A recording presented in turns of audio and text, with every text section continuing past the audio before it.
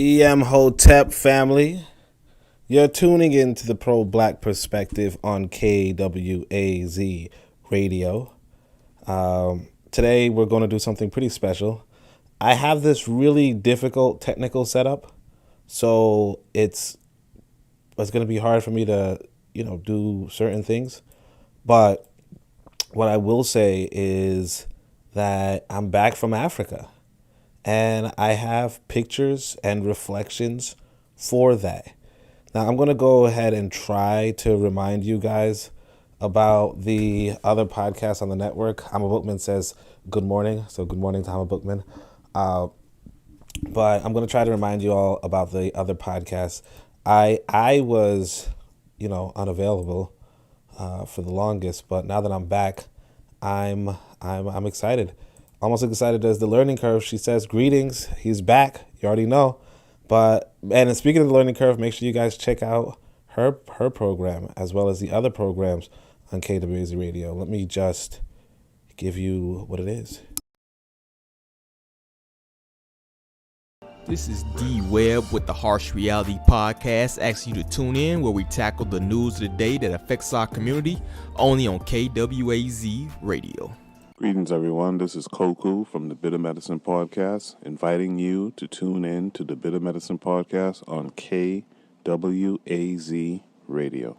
Greetings, fam. Tune in to The Learning Curve with me, the revolutionary matron on KWAZ Radio.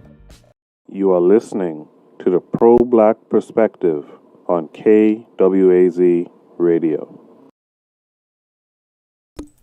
Appreciation right back to Organic African Paradigm, who says welcome back, positive and creation energy to you. If I sound like I'm a little sick, could you believe that as soon as I come here, like I think it was actually, was it today or yesterday? I go outside and some little girl, I was going to say Jew girl, but I shouldn't say that, right? But some little girl sneezes on me. So yeah, this is like your welcome to America type thing. You're on the continent, you're healthy, you're losing weight, you're frequently outside, whatever. You come back to America, you got a mask on, and notwithstanding all that, somebody sneezes on you, a child no less, and Tito District says, peace everyone, there's no place like Africa, and that is a fact. Africa is gorgeous. Don't let this dirt road fool you, although this is a dirt road. But this I really took some pictures, I took some photos, a lot of photos I didn't show because, it involved me or people that, involved other people, and you just, you shouldn't really just show people without their permission. But this is right here, just a dirt road. I want people to get this. So this is something that you're probably going to experience when you get to Africa, right? But it's the Wild Wild West. Okay, it's the Wild West. Wazungu, if you're familiar with that term, in American history, there's this at some point. Okay, so after the Haitian Revolution, right? America buys this large amount of land called the Louisiana Territory, right? And from this purchase, they start giving out land to people, giving out land claims to people, and they're saying, look, go settle this land. Now, obviously, it's other people's land. It's the Amerindians' land. But notwithstanding that, America says, go out there and go build your own things. And they tell you how you can create your own states, how you can create your own charters and all that kind of stuff. But the point being that it's so underdeveloped in the Western sense, right? It's obviously developed in the Amerindian sense, but it's underdeveloped in the Western sense. And from that experience, white boys just go out there and it's a lawless world. Now, I'm not going to say that Africa is lawless per se. I'm not going to say that Africa is, or this part of Africa where it was, which was Accra, Ghana, right? I'm not going to say it's lawless. I'm not going to say it's what have you. But what I'm going to tell you is that there's a lot of opportunity. This road right here, this dirt road is not going to be paved except unless Africans ourselves go ahead and pave that road. And of course you can petition the government to finance that, because that's how it is usually done, right? You can petition the government to finance that, but you have to be on the ground there. You have to be on the ground there. And I also want people to understand that, I keep telling people you got to go play this game called SimCity, SimCity 2000 or whatever. But you play this game and you realize that when you're building roads, right? When you're building roads, if you really think about how cities develop, okay?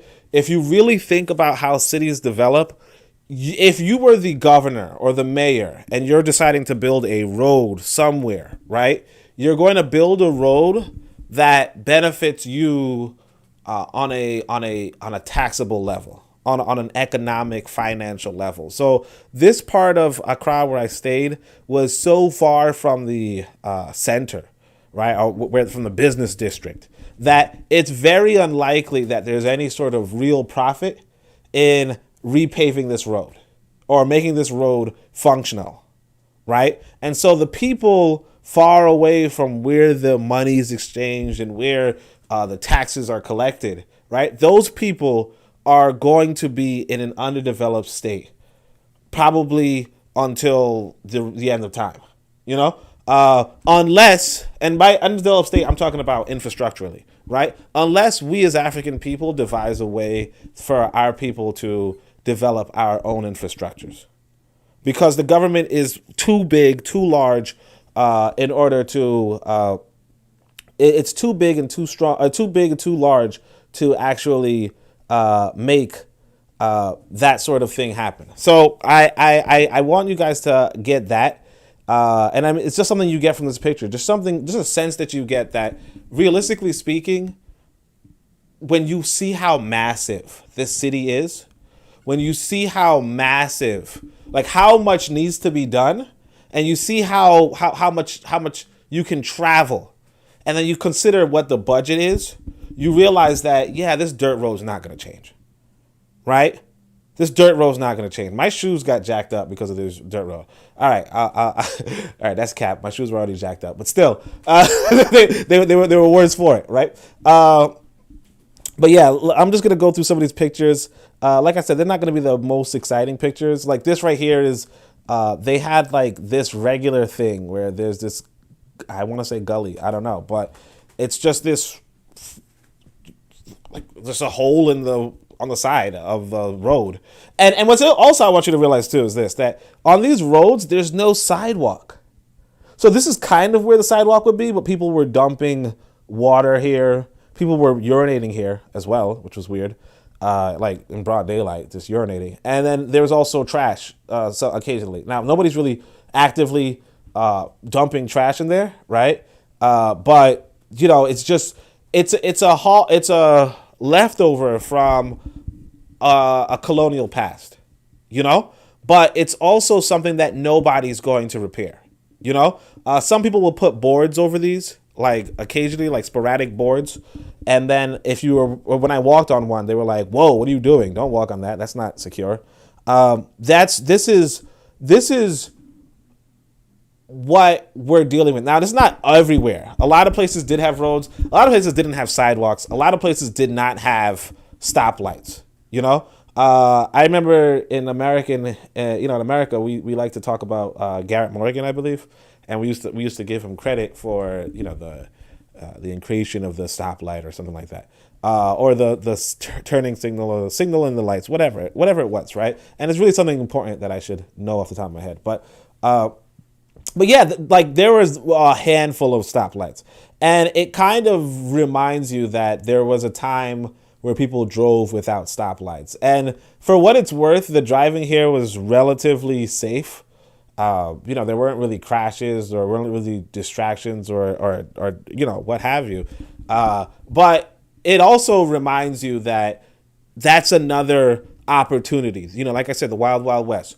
There's another opportunity, or you can say the Wild East or whatever, the Wild Origin, whatever. But it's another opportunity for us as African people to say, hey, you know what? We could put up stoplights here.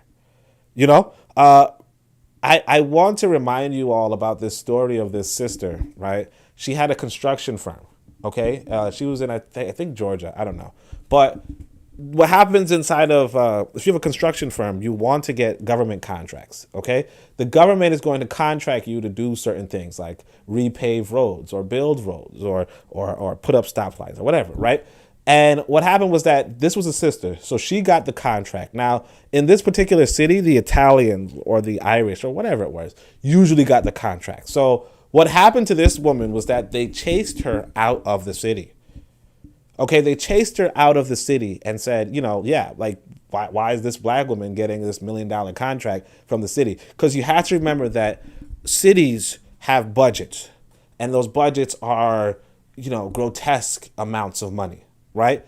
And they use that toward they're developing, toward paying for the different services that cities would endow, such as education, such as infrastructure, so on and so forth. So what you want to do is you want to position yourself to get these contracts. But see, in places like the West, where white folk already monopolize getting these contracts, they're always going to be ahead, right? However, places like Africa, where you can technically get these contracts, right? Where you can technically get these contracts,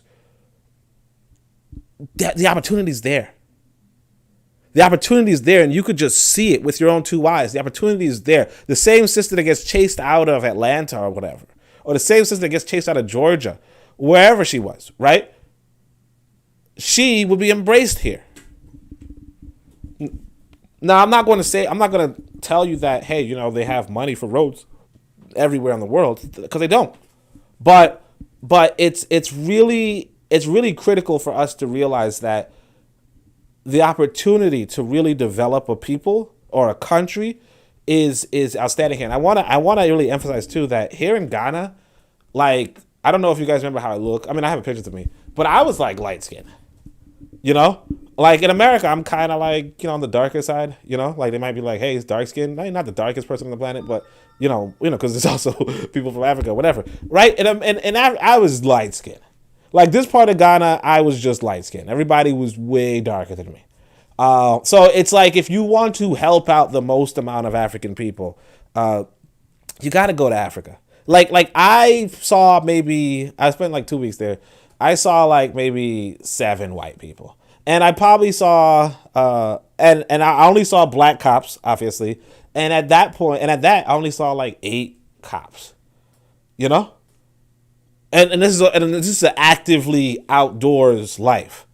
Bit of Medicine says peace, family. So peace, Bit of Medicine. Of course, KW Don 7 says a BB for Hodier. And of course, a BB for Hodier. All right.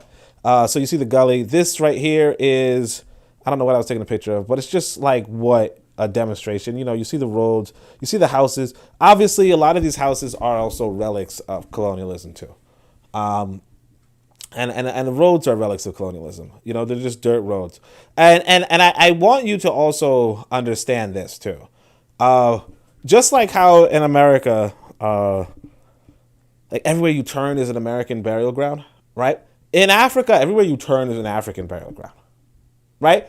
One of the things that we don't remember, or we tend to forget, because we know that there are villages in Africa, right? We know there are villages, sure, right? What we have to understand on top of the fact that there are villages is that the land that we see in these cities used to be villages too.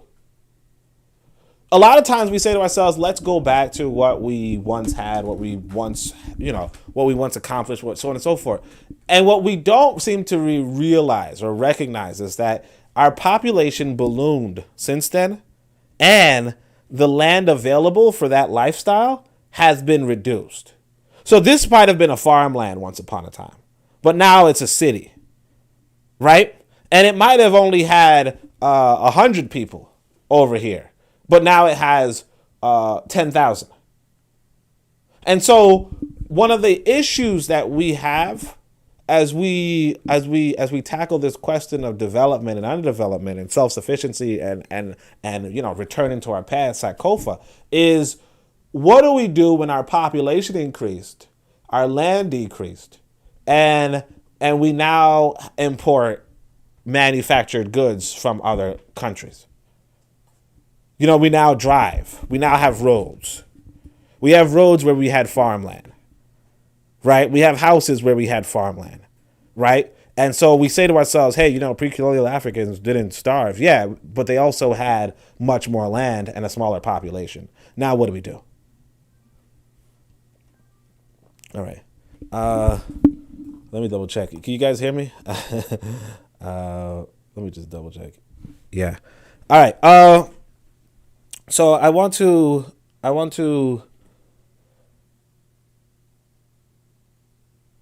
okay. So this is just what was it? Some bracelets that I purchased. They're just so I was at this beach called Labadi Beach. I have a video of it later, but because it's a video, they're not showing in order. This is my book. I brought Neocolonialism by Kwame Nkrumah. What's interesting about this book is actually I want to tell you guys this. I couldn't find it in Ghana. There was only one copy of it for sale. Legit, like one copy in all of Accra. And that was at the Kwame Nkrumah Memorial, and it was for $200, right? 200 Ghanaian dollars, which is about $30 in America. And that's really something that I want you to understand too. But basically, it was $200. Now, of course, it's in the Kwame Nkrumah Memorial Museum, so it was like catered towards tourists to purchase it. But this was the only book. Now, if I were to buy it from a bookstore, I would have to pay 61 CD, right? Which CD is basically their dollars, but I also realized that you have to look at their dollars as dollars, right? So the book would cost them $61, right? And people are not really interested in paying for $61. But it's pretty interesting that, Kwame Nkrumah's book was not like as well read as you would imagine. And it really, like I said, it was about reflections. So it really tells me that one of the issues that I had, and actually shout out to Organic African Paradigm for, pointing this out too, is that I kind of want to, I kind of write scholarly books. I write scholarly books and I discuss scholarly subjects, and our people are not scholars. When we like I quiz some black folk on biblical knowledge. Like I never read the Bible, right? Or I never read Wazungu's Bible, okay? But I'm at least familiar with Ham and Noah and all that kind of stuff, and pretty interesting things about that too, right? A lot of our people aren't. Our people are not biblical scholars. We claim that our people are religious, and our people and they do say they're religious, and they do say they'll fight for this religion.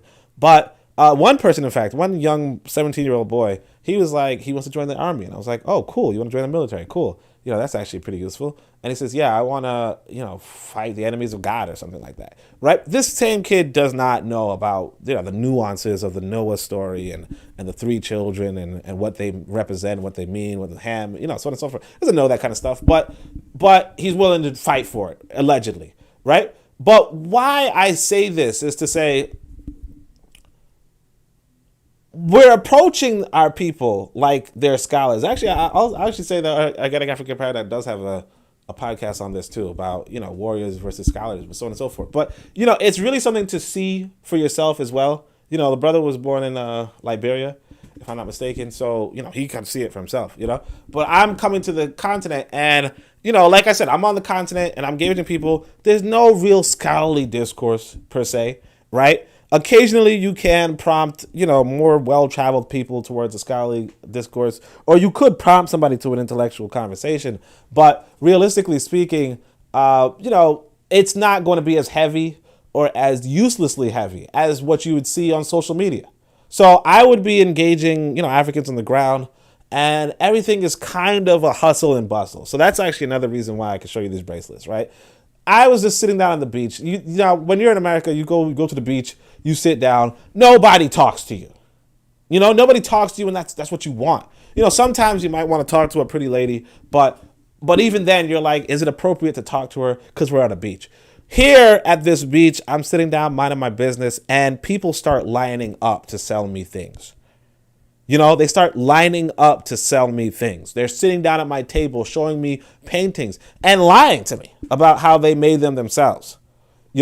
Oh, this sculpture. Look at this sculpture. Oh, I made it myself. I carved the wood myself. And shortly after that, you see somebody else selling the same thing on the other side of the city, and you're like, oh, okay. So they just say anything to get your money, right? Which is another lesson that you have to get in terms of brotherhood and in terms of brotherhood and the belief of brotherhood, in the sense that it makes you realize more why Wazungu traveled to Africa. Well, there's quite a few reasons you could realize that, but why when Wazungu traveled to Africa, he pushed a religion of brotherhood, right? He pushes a religion of brotherhood because you begin to realize that if you're trying to sell somebody something, or if you're trying to get somebody to do something for you, coming to them and telling them that, you're coming to them in the vein of a brother, right, is that much more effective.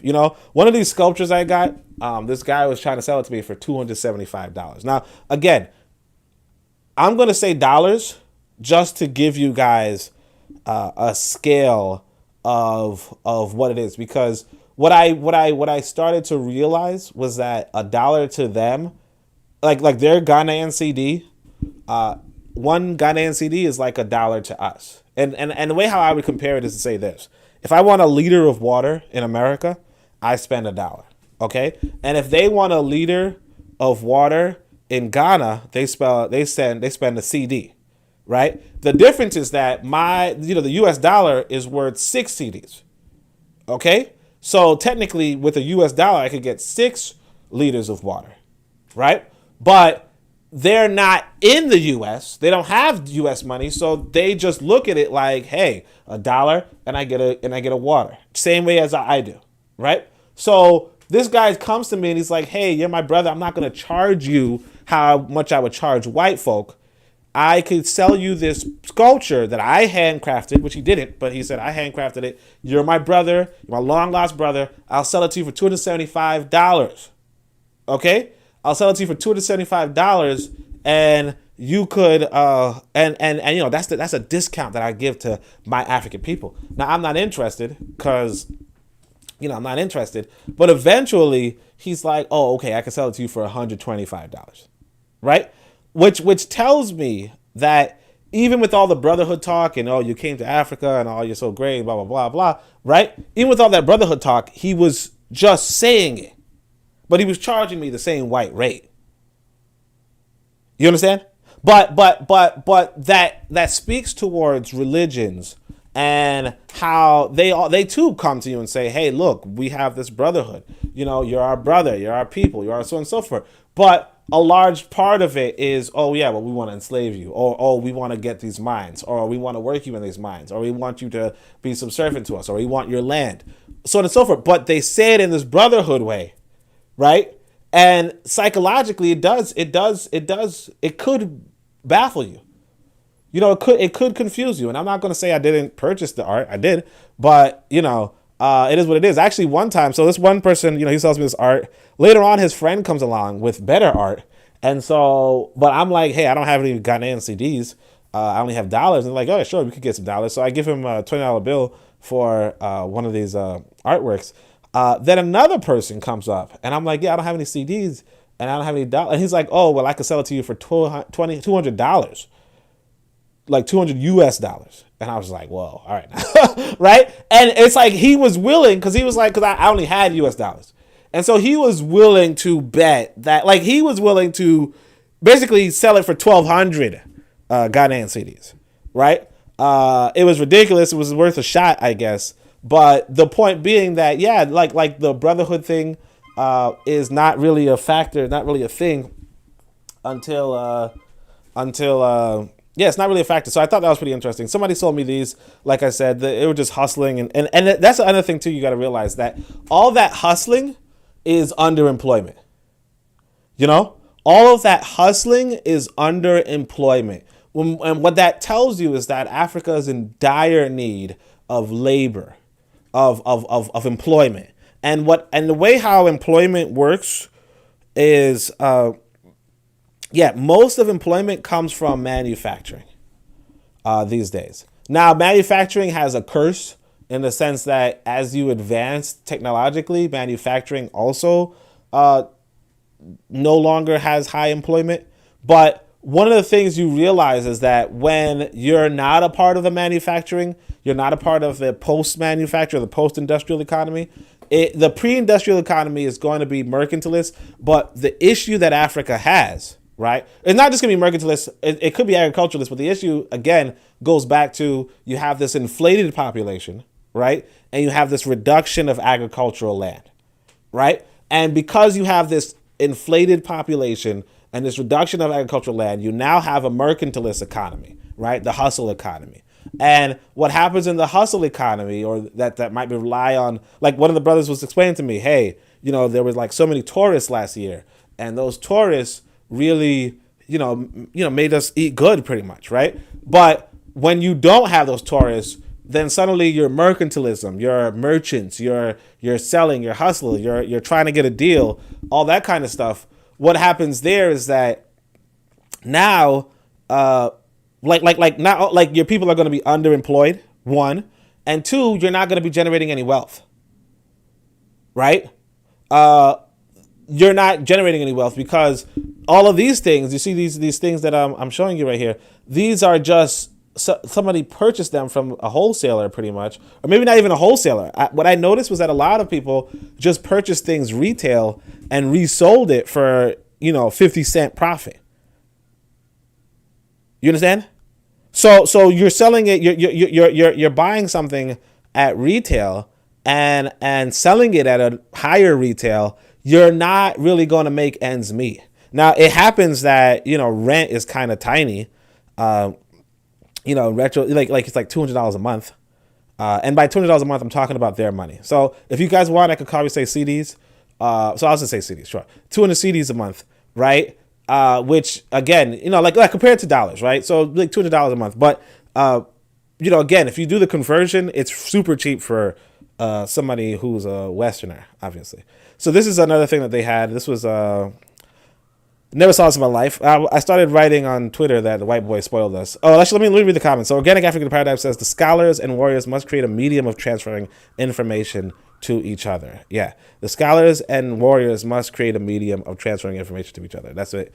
And Learning Curve says they see trade as a game scheme to them. Yeah, trade is a game and scheme. And I want to point out that, yeah, it's a losing game. Like Africans are going to lose from that because unless you can fool somebody, like what happened early for me was that I was taking a taxi from, I didn't know the value of their money when I first got in. Like I was going by the assumption that there was I just didn't know the value, honestly. So like at the airport, when I first came in, some dude helped me. And then he helped me like fill out some paperwork.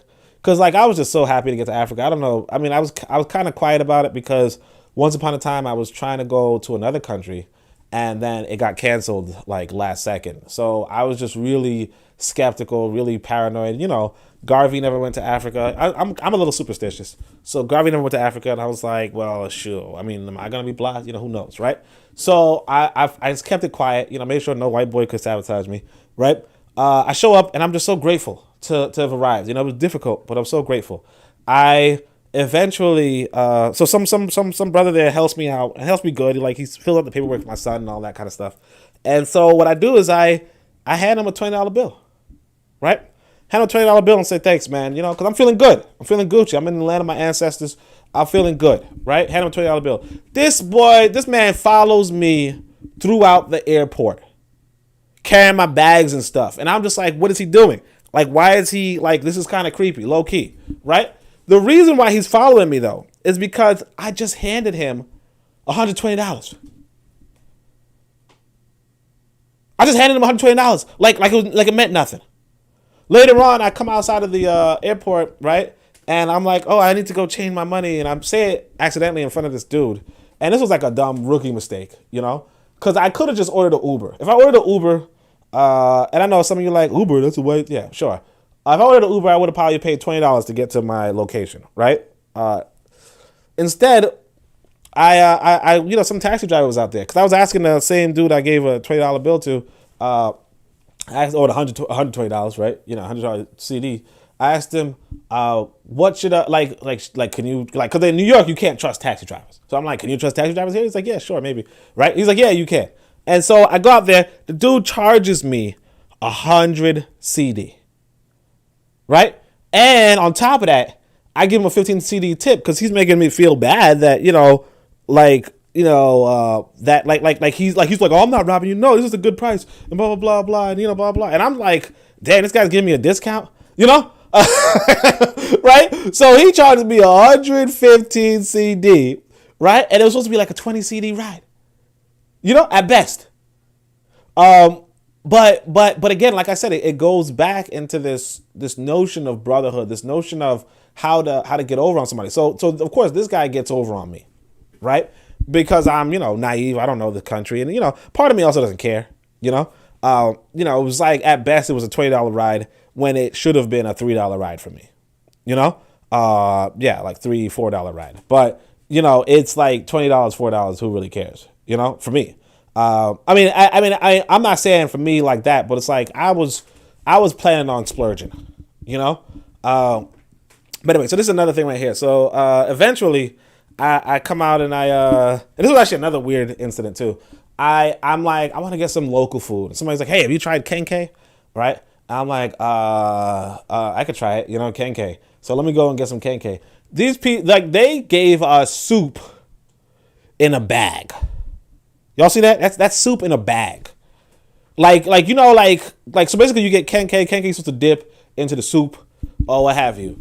They put the soup in a little paper bag, tied it up, and handed it to you. Now, bear in mind that this whole food, so there's two types of kenke, for those of you who don't know. I don't know either, right?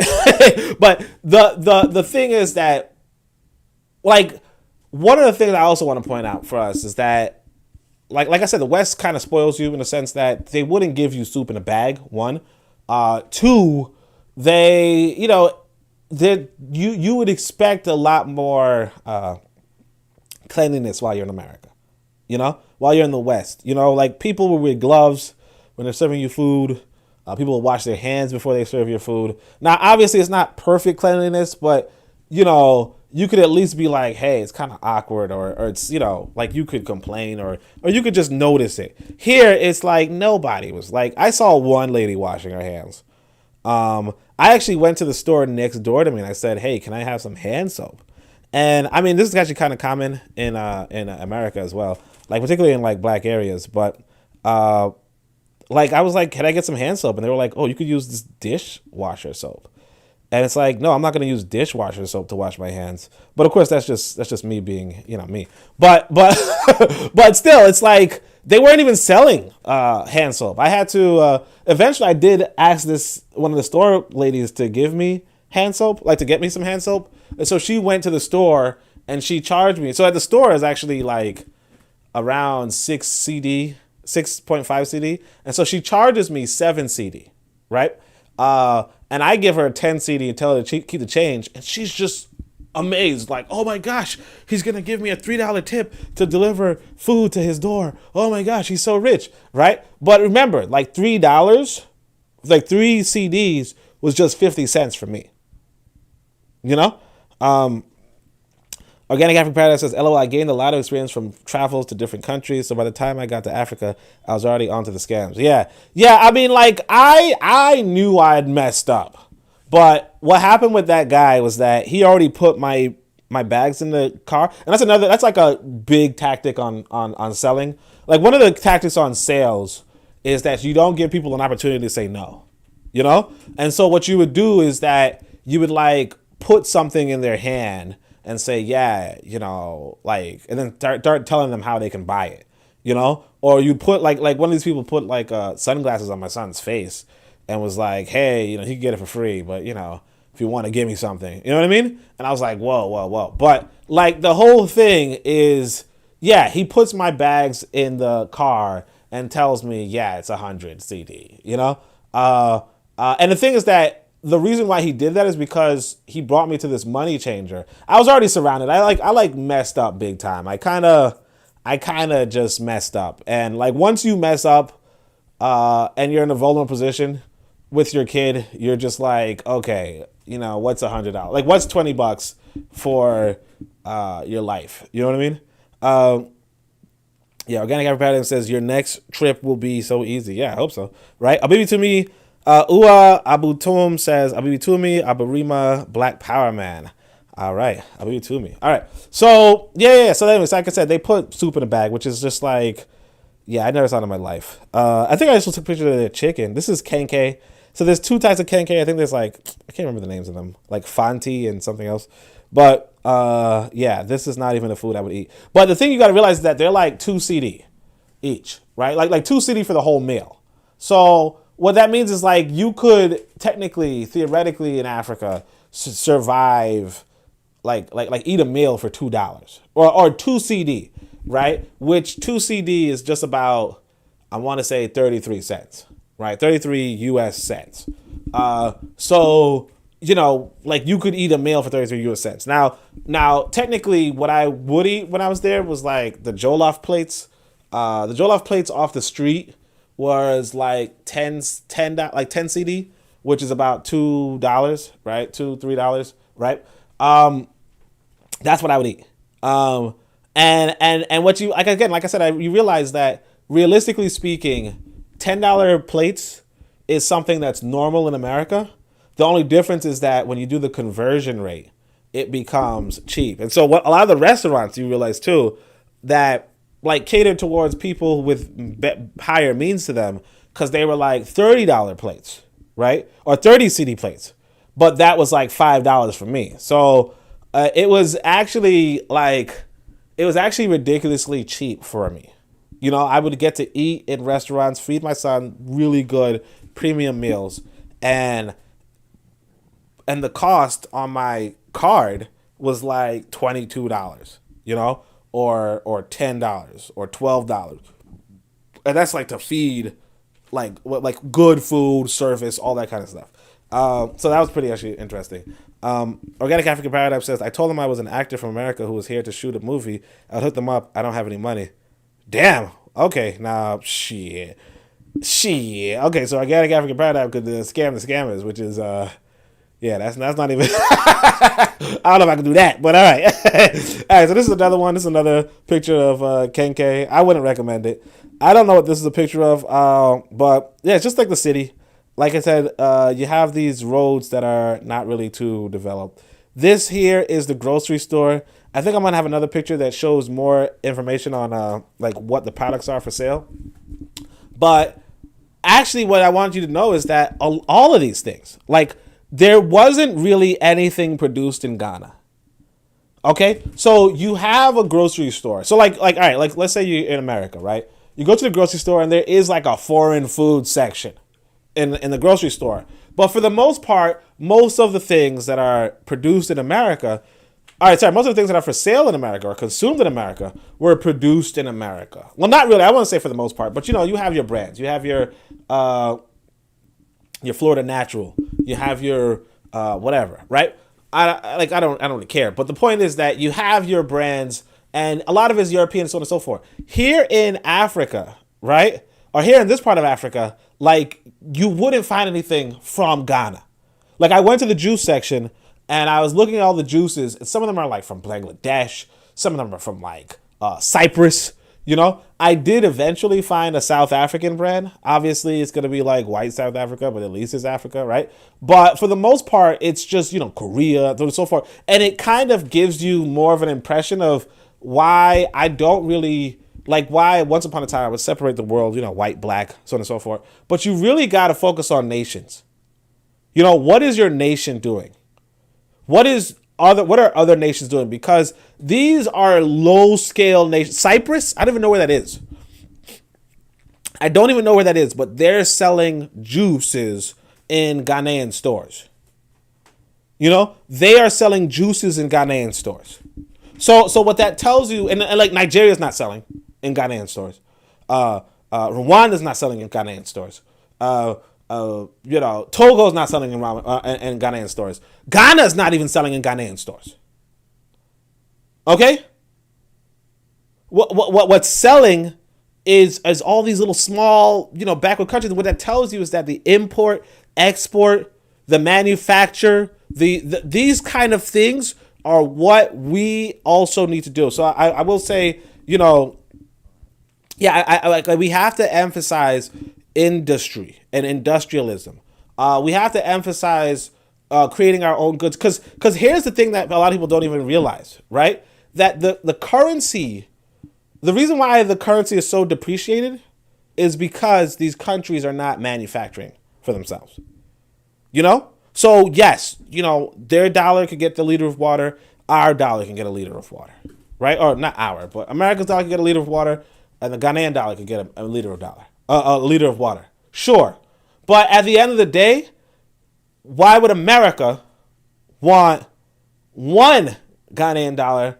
Like, why would America allow that same, 10 Ghanaian dollars to buy, something in America that's worth $10? Right? Why would they allow that? If like at some point you realize that you're trading, like, nations are these isolated systems, but as they are isolated systems, when you don't have it so on a 1-to-1 of, oh yeah, I could purchase whatever I want from another place from the same 1-to-1 ratio. Instead, you realize, actually, we're going to convert it, and the way how we're going to convert it is based off of, well, who wants whose stuff more? Who's manufacturing better? Who's manufacturing more? And that's really what it comes down to. Because if you're not manufacturing anything and you could just buy anything from me, notwithstanding, that's not even going to make any sense to me. That's not going to make any sense to me. Cause like your money doesn't, like, I don't recognize your $8 an hour as the equivalent of my $8 an hour. Like, my 8 hours of work, I view my 8 hours of work as higher than your 8 hours of work. That's what Wazungu's going to tell you. And you might be like, hey, that's not fair. Okay, then don't get a car. That's another thing you probably picked up on when I showed you the road, is that all of those cars are imported. Okay, so Trigger Happy 2262 Plus says Dokunu is dope. I don't know what Dokunu is, but at least when it's hot. I guess that's the food. At least when it's hot. Ua says, we don't have the economic war drive. The old African empires or even the old villages were more aggressive and deliberate in developing and taking over industry. Yeah, exactly. Like you have to really be about, and that's another thing. I didn't point that out. A lot of idleness was in Africa. A lot of idleness. There was this one dude. He just sat outside in front of a building all day. All day. Like, he just sat outside in front of a building. When he wasn't sitting down in front of this building, Dokuno was Kenke. Okay, yeah, Kenke. Nah, I didn't like Kenke, man. but when he wasn't sitting down in front of this building, he was sitting down inside of another building. Sitting down in front of another building, eating. Legit, just sat down all day. A lot of people were just standing outside or sitting outside, manning a shop with no customers all day. It was really strange. This was a pizza I got. This is the pizza I got from this place. And that's another thing that was kind of sad. So I go down there and I'm like, hey, can I get some jollof? I want to get some jollof. They're like, yeah, try this restaurant over here. And the restaurant, I come to find out, it's like the first time I see an Arab. Like I said, I always see like 7 white people, right? First time I see an Arab, and he's in the store, and I'm like, why is he here? And come to find out, he might be the owner, maybe, possibly. He might be the owner, possibly. So it was like weird that, I come all the way to Africa and everybody's like, oh, if you want some food, go to this Arab-owned restaurant, Now, luckily, I found another Ghanaian-owned restaurant that had some pretty good food too, and actually better pizza as well. Like, I don't know if you could tell, this pizza was crap, but, it is what it is. My son ate it, though, because, he eats that kind of stuff.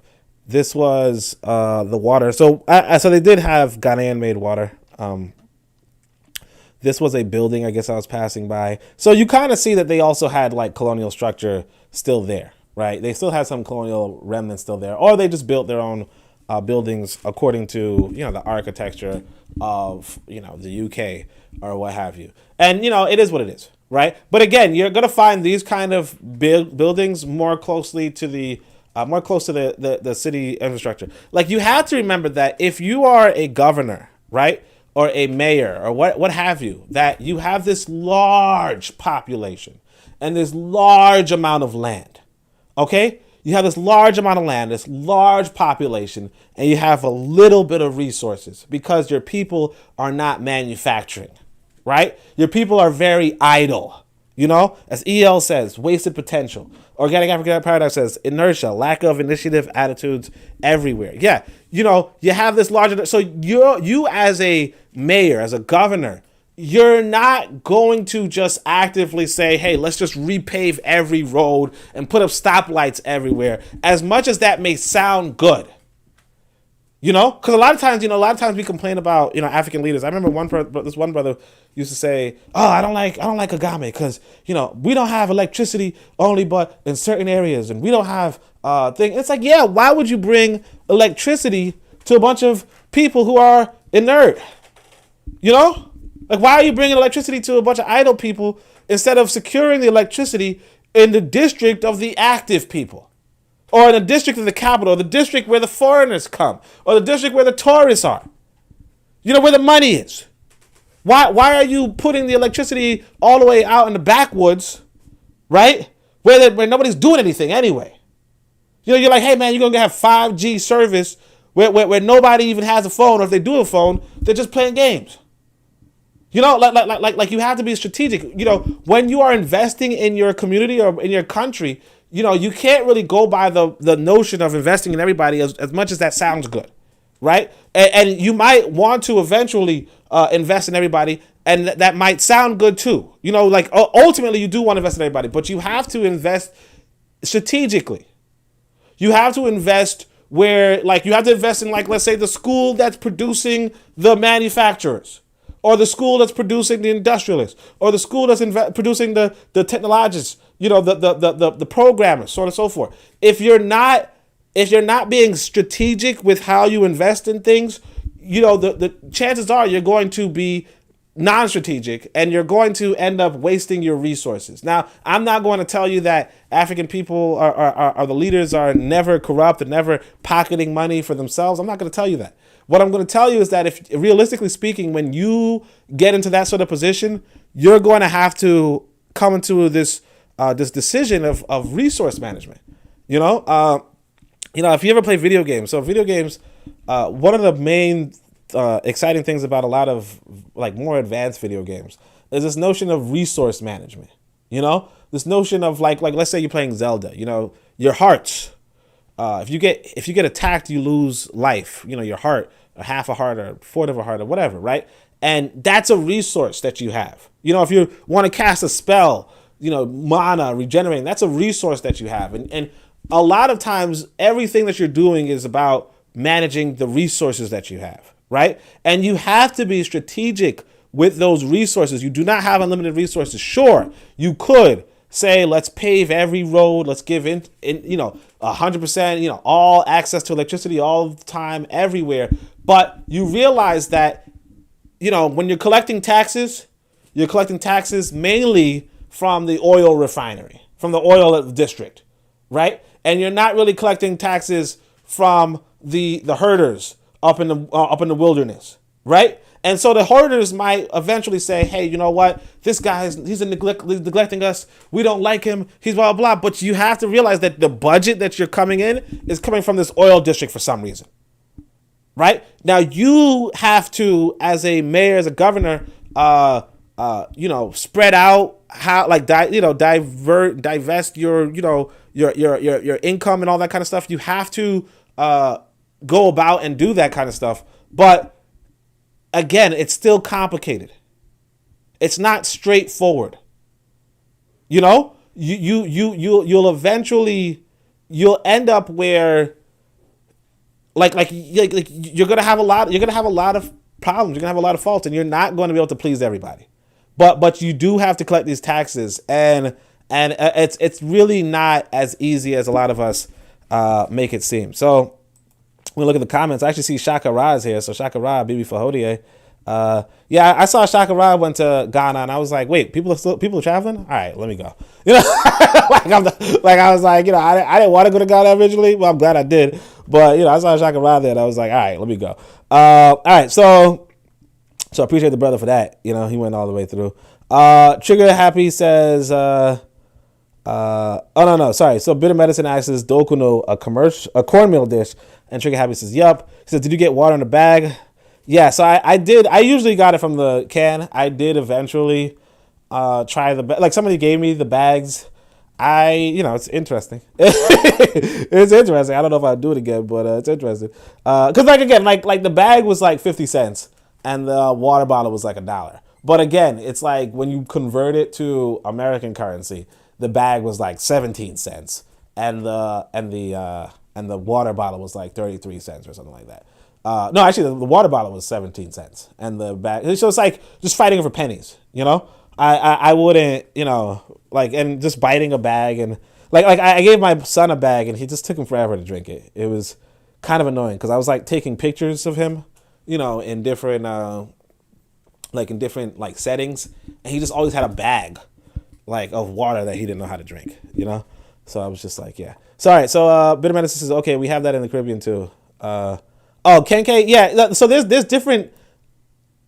So Bitter Medicine says they have Kenkey in the Caribbean. So Kenkey is like there was different things. There was Baku, I think it's called Baku, Kenkey, and of course Fufu. Everybody knows Fufu, but like all of them are like different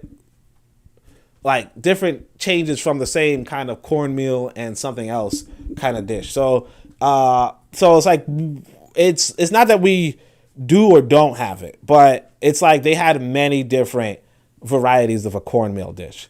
You know, Uwa says, I believe the word is docile. Yeah, a lot of people are well, they're actively hustling. I'll give them that. But again, like hustling or mercantilism is not going to get you wealthy. You know, what's going to get you wealthy is actually industrializing or developing products, and that's where we come in as African people. Like that's where, like I said, I went to Africa and I said, look, maybe I shouldn't write another scholarly book, although I really can't help it. But apparently people want self-help, and I was looking at Garvey. I was reading More Philosophy and Opinions of Marcus Garvey. And I actually have a picture of me reading it, so I'll do that. But yeah, Garvey was like, he was a self-help. Like he was doing a lot of self-help talk. A lot of religious stuff too. He bigs up the church, which is kind of weird, kind of uncomfortable, but it is what it is, right? Bitter Medicine says there's a similar idleness in the Caribbean too. Yeah, I mean, like when I went to Ghana, what I saw was this kind of reminded me of how Jamaica was, but it's like a lot more extreme. And I could say that people, like I said, people there are just a lot more melanated. And I'm going to admit, the women, well, I can't speak for the men, but the women were gorgeous. They were very, very beautiful. And in excellent shape. There was actually this woman next door to me. It was kind of weird a little bit, but like I guess there was like she had like a shower that wasn't in her apartment, so she would leave her apartment in a towel, and it was just like she was just always. But realistically speaking, like people were very thin without exercise.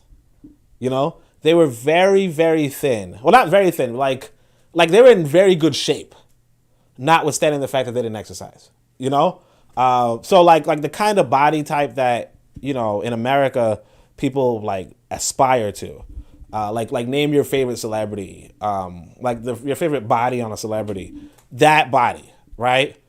They just had that like more or less like 80% of the women. You know, some women had more weight to them, obviously. Some women didn't have the curves, but for the most part, 80% had, what people call the BBL, the Brazilian butt lift, or what have you. But it was just like natural. It was interesting. All right, so it was interesting for sightseeing. But of course, I wasn't. I was doing research, right? All right. So anyway, yeah. Trigger Happy says, yes, I'm aware. Probably a con retention. EL says facts. Technology always comes to the rich first. Yeah, I mean, because again, you have to. When it comes to technology, it's like, who do you give 5G internet to? Like, again, if I'm let's say I'm a crypto trader, right? I'm trading cryptocurrency, and surprisingly you're taxing me, right? You're taxing me at whatever rate, and I'm bringing you this, this nice profit, right? Lucrative profit, right? I want 5G internet, right? Now you're going to have all the way out on the other side, you're going to have, some lady who's manning a store, right? Where she's selling Jollof for $10 or whatever, right? 10 Ghanaian cedis. And obviously she's not really paying taxes per se. Or if she is, she's like paying rent or whatever, right? And what have you. She, because I actually made friends with one of these ladies that was working there. And yeah, she might pay taxes. I don't know. I mean, yeah, kind of they do, right? Actually, the restaurants pay taxes, but she's paying taxes and she's getting this kind of money. Not as much money as me. Who do you bring the 5G tower to? The 5G tower is going to cost the city, let's say, $500,000. Okay? Do you put that 5G tower next to my cryptocurrency firm, right? Or do you put that 5G tower next to the restaurant in the backwoods, right? Or do you put that 5G tower in the village that doesn't pay any taxes, right? Where do you put the 5G tower? So, Bittermaster says, eventually you want to invest in everyone, but there's an order logic to how you invest. Exactly. So you invest in, you put the 5G tower next to because I'm going to have that internet access. I want that internet access. I want that constant electricity. I want this, because I'm running a program that requires me to do high-speed internet all the time, overnight, all the data servers.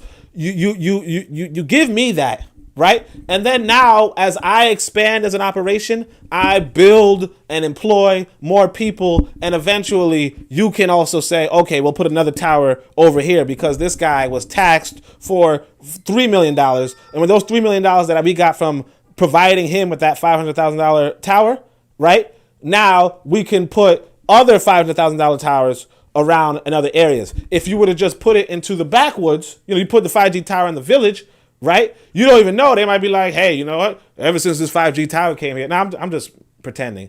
I'm really talking about Americans who are kind of backwards and think 5G is, a terrible thing. So, but let's just pretend that, the Americans, get some influence over there. And they're like, 5G towers are corrupting the animals and blah, blah, blah, blah, right? Now, the village is going to just tear down that $500,000 5G tower. And you just lost $500,000. Plus, you lost me as a customer because I'm like, hey, I can't do my work in Ghana. You have to be strategic. You have to be logical. And so a lot of times what we do as a people is we're like complaining, but when you go to Ghana, you see how massive it is. The thing about, like Bitter Medicine was saying about, you go to the Caribbean and you're like, yeah, I see the same thing. Yeah, you see the same thing on a tiny scale. If I'm not mistaken, Bitter Medicine's from Bahamas. Bahamas is like I think I have more people, more people on my block than there are on Bahamas. No, I'm joking. But Bahamas has 390,000 people. You know what I mean? Like that's nothing, right? Jamaica is not much bigger either. Jamaica is probably around between 3 and 2 million people, right? Yeah, so 2.9 million people, right? That's tiny. The city of Accra, and then add to that too. I want to say so Jamaica. Pretty big place. Let me see how big the whole island is. And I'm not showing you guys the screen because, like I said, it's you can always look it up, right? Jamaica, the whole island is about. Let me just double check, like the area of the island. The island is about 10,000, 11,000 square kilometers, right? Now look at the city that I was in. It's called Accra. Right? Accra, so I just told you guys it was 10,000 square kilometers, right? Okay, so Accra is actually, smaller than the whole of Jamaica, I guess. 173 square kilometers, right? But the population is 5 million, right? Let me just double check. Yeah, so 5 million. So you have a smaller area with twice the population, 3 times the population, like about twice the population, right? And yeah, you have to like this is what they're dealing with. They're dealing with cities with huge populations of a lot of people who are trying to make it through the day. because the economy is garbage, because there's no manufacturing. So what that tells you is that there's this huge need to manufacture. And it comes back to this idea of, how capitalism works. And I want you guys to understand how capitalism works. So in capitalism, a lot of times we complain that the worker, the laborer doesn't get a good pay, right? And that the capitalist walks away with a lot of pay. And you have to realize that one of the reasons why the capitalist could develop so much is because the capitalist walks away with a lot of pay and because the worker doesn't get a huge amount of money, right? The worker, now I started to, pontificate on this wage labor theory, and that was actually pretty interesting. So if you guys are on the Discord, you could see we had some in-depth conversations about that, among other things. But I want you to understand too that if you are here's how you would do an enterprise, right? You want to sell juices. You want juices to arrive into their grocery store. One of their grocery stores is called Malcolm, right? You want it to arrive in Malcolm, right? You have to go through this bottling process. You have to apply to the Ghanaian FDA. You have to, and they call it the FDA, but you have to do all that kind of stuff. But basically, what you'd want to do is you want to have a juice distillery. You'd want to hire people. You want to employ people to work at that juice distillery, and you want to pay them a set salary such that as you make these deals and put your goods inside of other stores, you can also build other juice distilleries, other transportation networks, other advertising, so on and so forth. And if you are saying to yourself, no, I would rather just pay my workers a lot of money, right? I'd rather pay them in proportion to the profit, so on and so forth. What happens is that now you cannot expand your business, or you'll expand your business on less. And then what happens is that your juice distillery, which might employ 10, 20 people, right? What happens is your business can suffice and your workers are getting good money for the 10, 20 people, but Ghana needs 1 million, 2 million new jobs. You understand? So if you're trying to supply 1 million new jobs, now you're probably not going to supply 1 million jobs on a juice alone. But the point being that everybody who is interested in industrialization or interested in development has to really consider how, employing 1,000, 10,000 people. You understand? That's when you're a bit different, and then you begin to understand the ramifications of capitalism in the sense that, well, if I'm hiring 10,000 people, right, that's providing for the livelihood of a good number of people, right? And now my desires as an industrialist are supposed to be that much more considered by the powers that be than the one person who might have just been an idle person without me. You understand? Now, I'm not saying that the idle people were doing crimes, because they weren't.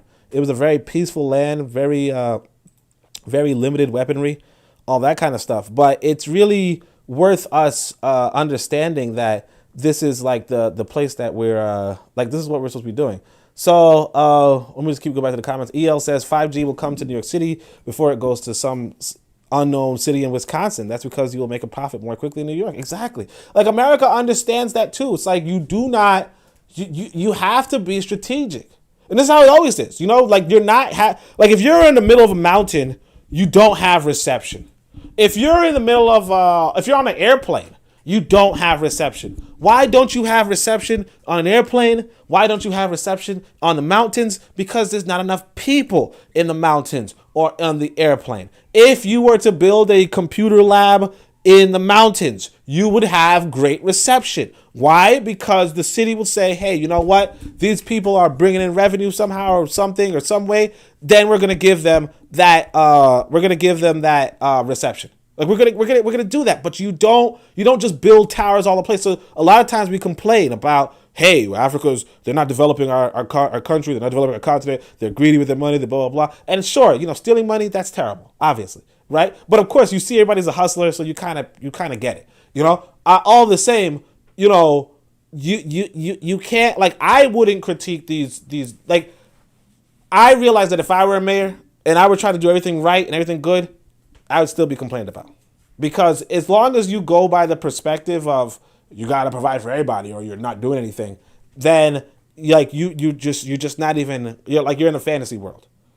Organic African Paradigm says, I'm really glad you took this trip. I received backlash for speaking about these things, even though I saw the same thing in Haiti, Jamaica, Dominican Republic, Ethiopia, Ghana, Liberia, Ivory Coast. Yeah, I mean, you have to, like this is about the travels, but like you have to, I think it was, so the Harsh Reality podcast, that's another one on the KWAZ network. He says, look, travel is one of the best, one of the best teachers, I mean, it's obviously a famous quote, but still, I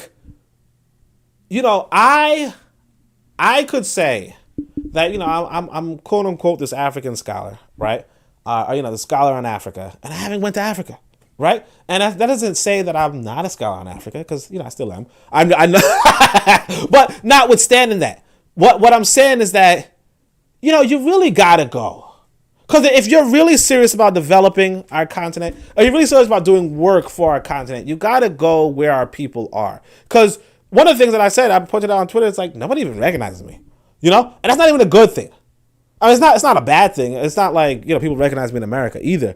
But it's like if you're really trying, like if your mind is on this people or this country so much, like you got to be there. Me spending just that 2 weeks in that little neighborhood, right? People were just like, they were ecstatic. They were like, oh man, it's my host was like, dang, you're like the most popular person in the community, right? Yeah. You could really just go there, make a change, make a difference. Now, me, I was really generous. I was just giving out money, honestly. But I was just like, hey, it's. But that's not why people liked me. I was also a nice guy, and I also, one thing I do when I travel is that I just live with them. I just live with the people. I don't do the touristy stuff. I don't do the so and so. I don't. Oh yeah, blah blah. I just go and see how people are living. Like, hey, where can I get this? Where can I get that? And I just give people tips. Because, the tips are just 50 cents for me. You know what I mean? It's not really that big a deal. All right, so EL says you reach the break-even point faster in a big city. Yeah, that's another thing, too. It's like they have these huge cities that they inherited from colonialism that are underproductive. Huge cities that are underproductive. And it's like, what do you do with that? If you are sitting in the big seat, you can't do everything for everyone. Like I said, my firm is going to come to you and say, I need so and so forth, right? But there are a million other people that need something. I saw this little girl, oh man, she was like, I'm hungry, I'm hungry. And beautiful, dark, melanated, it was just so sweet. And I couldn't give her anything. Not because not that I couldn't, but my son sitting next to me, he's eating big food, The Doja got to finish his food. He's eating pizza. Not just pizza, but jollof, right? And yeah, he's giving his life, and it's not based off of anything. But again, the thoughts that you have to have is, how can I employ her mother? How can I give her mother regular wages so that she's not sitting by as her daughter is begging for dollars on the highway, not begging for dollars during a traffic stop. That's what you have to be worried about. Like I said, you see the same thing in the Caribbean, but in the Caribbean, it's in a small area, I mean, obviously I said it was a bigger country, but it's a whole country. Yeah. But the whole country is bigger than the city, obviously, but it's a smaller area and a lot less people. Here, it's just traffic. It's just, I mean, they're not always traffic, but it's different. All right. Trigger Happy says Banku, and yeah, there are different dokunu between tribes. EL did some heart sign. I think he's talking about the women, right? A bit of medicine says creepy. Oh, lots of walking. I had to walk miles to school. Trigger Happy. So he has to walk, African diet, walking. Density. Cell phone companies look for a great density of clients. Yeah, cell phone companies look for density of clients. That's what it is. It's really for us to understand that if you're sitting in the seat of power, right, you have to be pretty discriminatory. You do want to if you want to help everybody. I'm not saying that everybody in office or everybody in power wants to help everybody, but if you do want to help everybody, you still have to be discriminatory, and you have to help out those people, mainly the ones who help themselves, but also the industrialists, the capitalists, the bourgeoisie, the elites, the doctor, the hospital, the teachers. You want to help out the upper echelon. Why? Because at the end of the day, when you're trying to get some resources to pay for this stuff, Or if you want to expand the resources to pay for the stuff, those are the people who are going to give you the resources. It's not going to be, like I said, the guy who's idle, who's just sitting down all the time. Sure, you give him 5G. Sure, do that. Give him 5G, give him the best roads, give him a spa day every day. But that's just going to cost you. It's just a cost for you. You have to be cost efficient. You have to be investing in your people. And what does investing in your people mean? It means something else. And some people, like a lot of us have like these ideas. Well, what about if we were to invest in our people by, giving them land and making them, these people, like this idle guy is living his best life.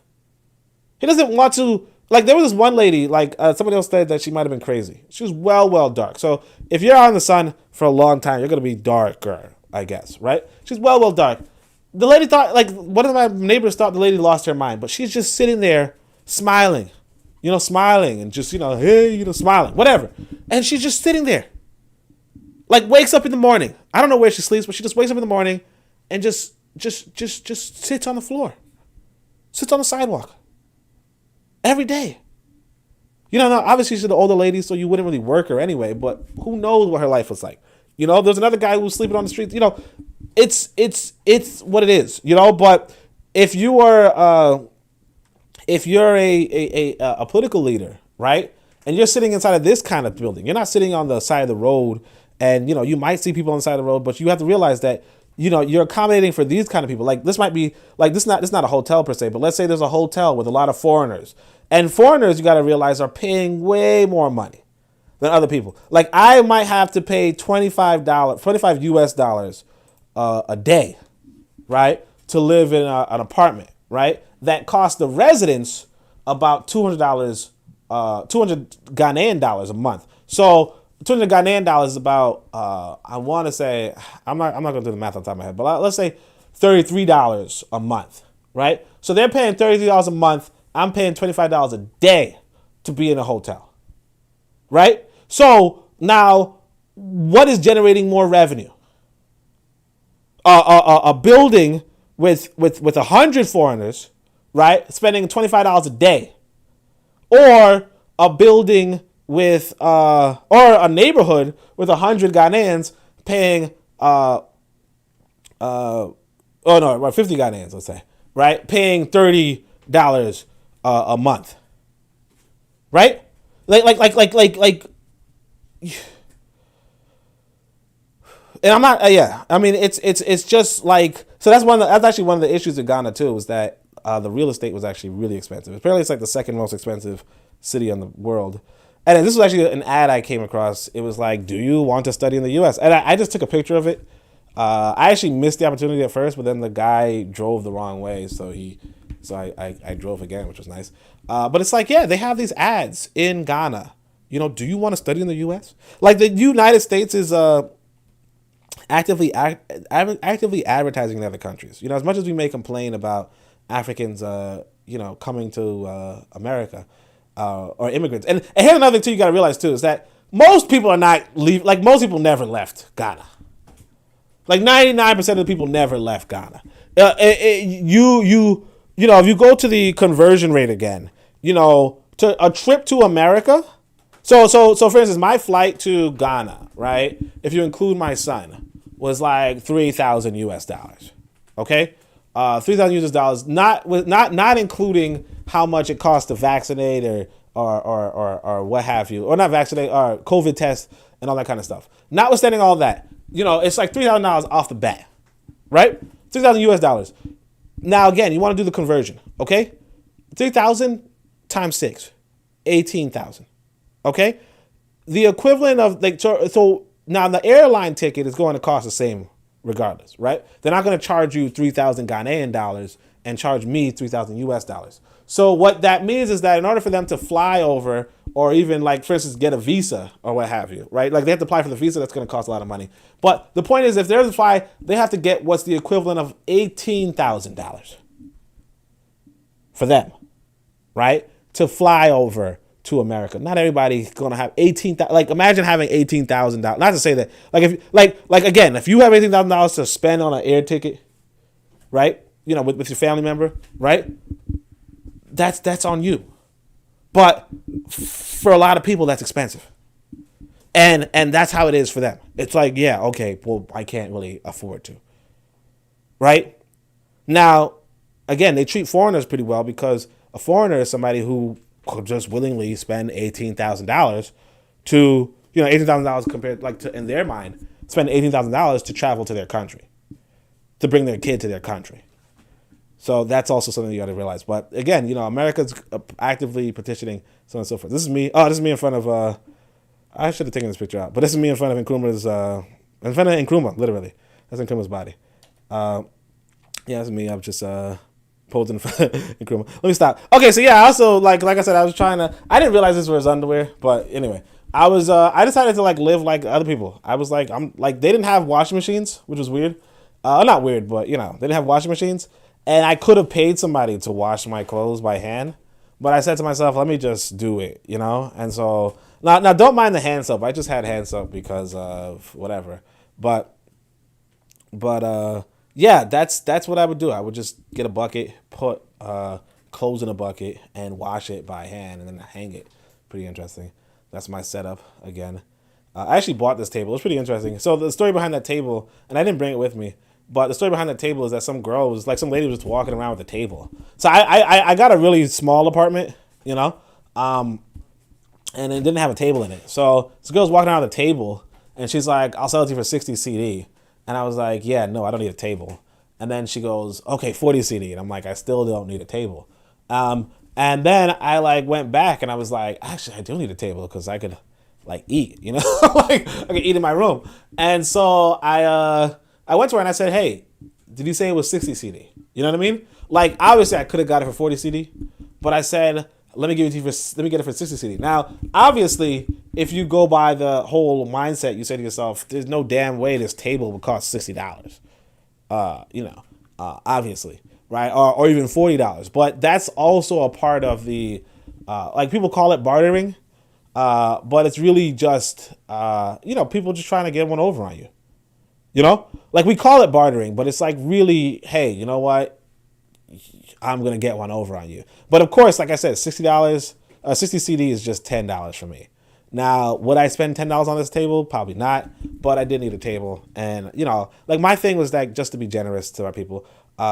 Just as I told you guys before, my mother did pass away, and she was she did tell me to go to Africa. And so having the opportunity to go to Africa, really made it. These were goats that we saw.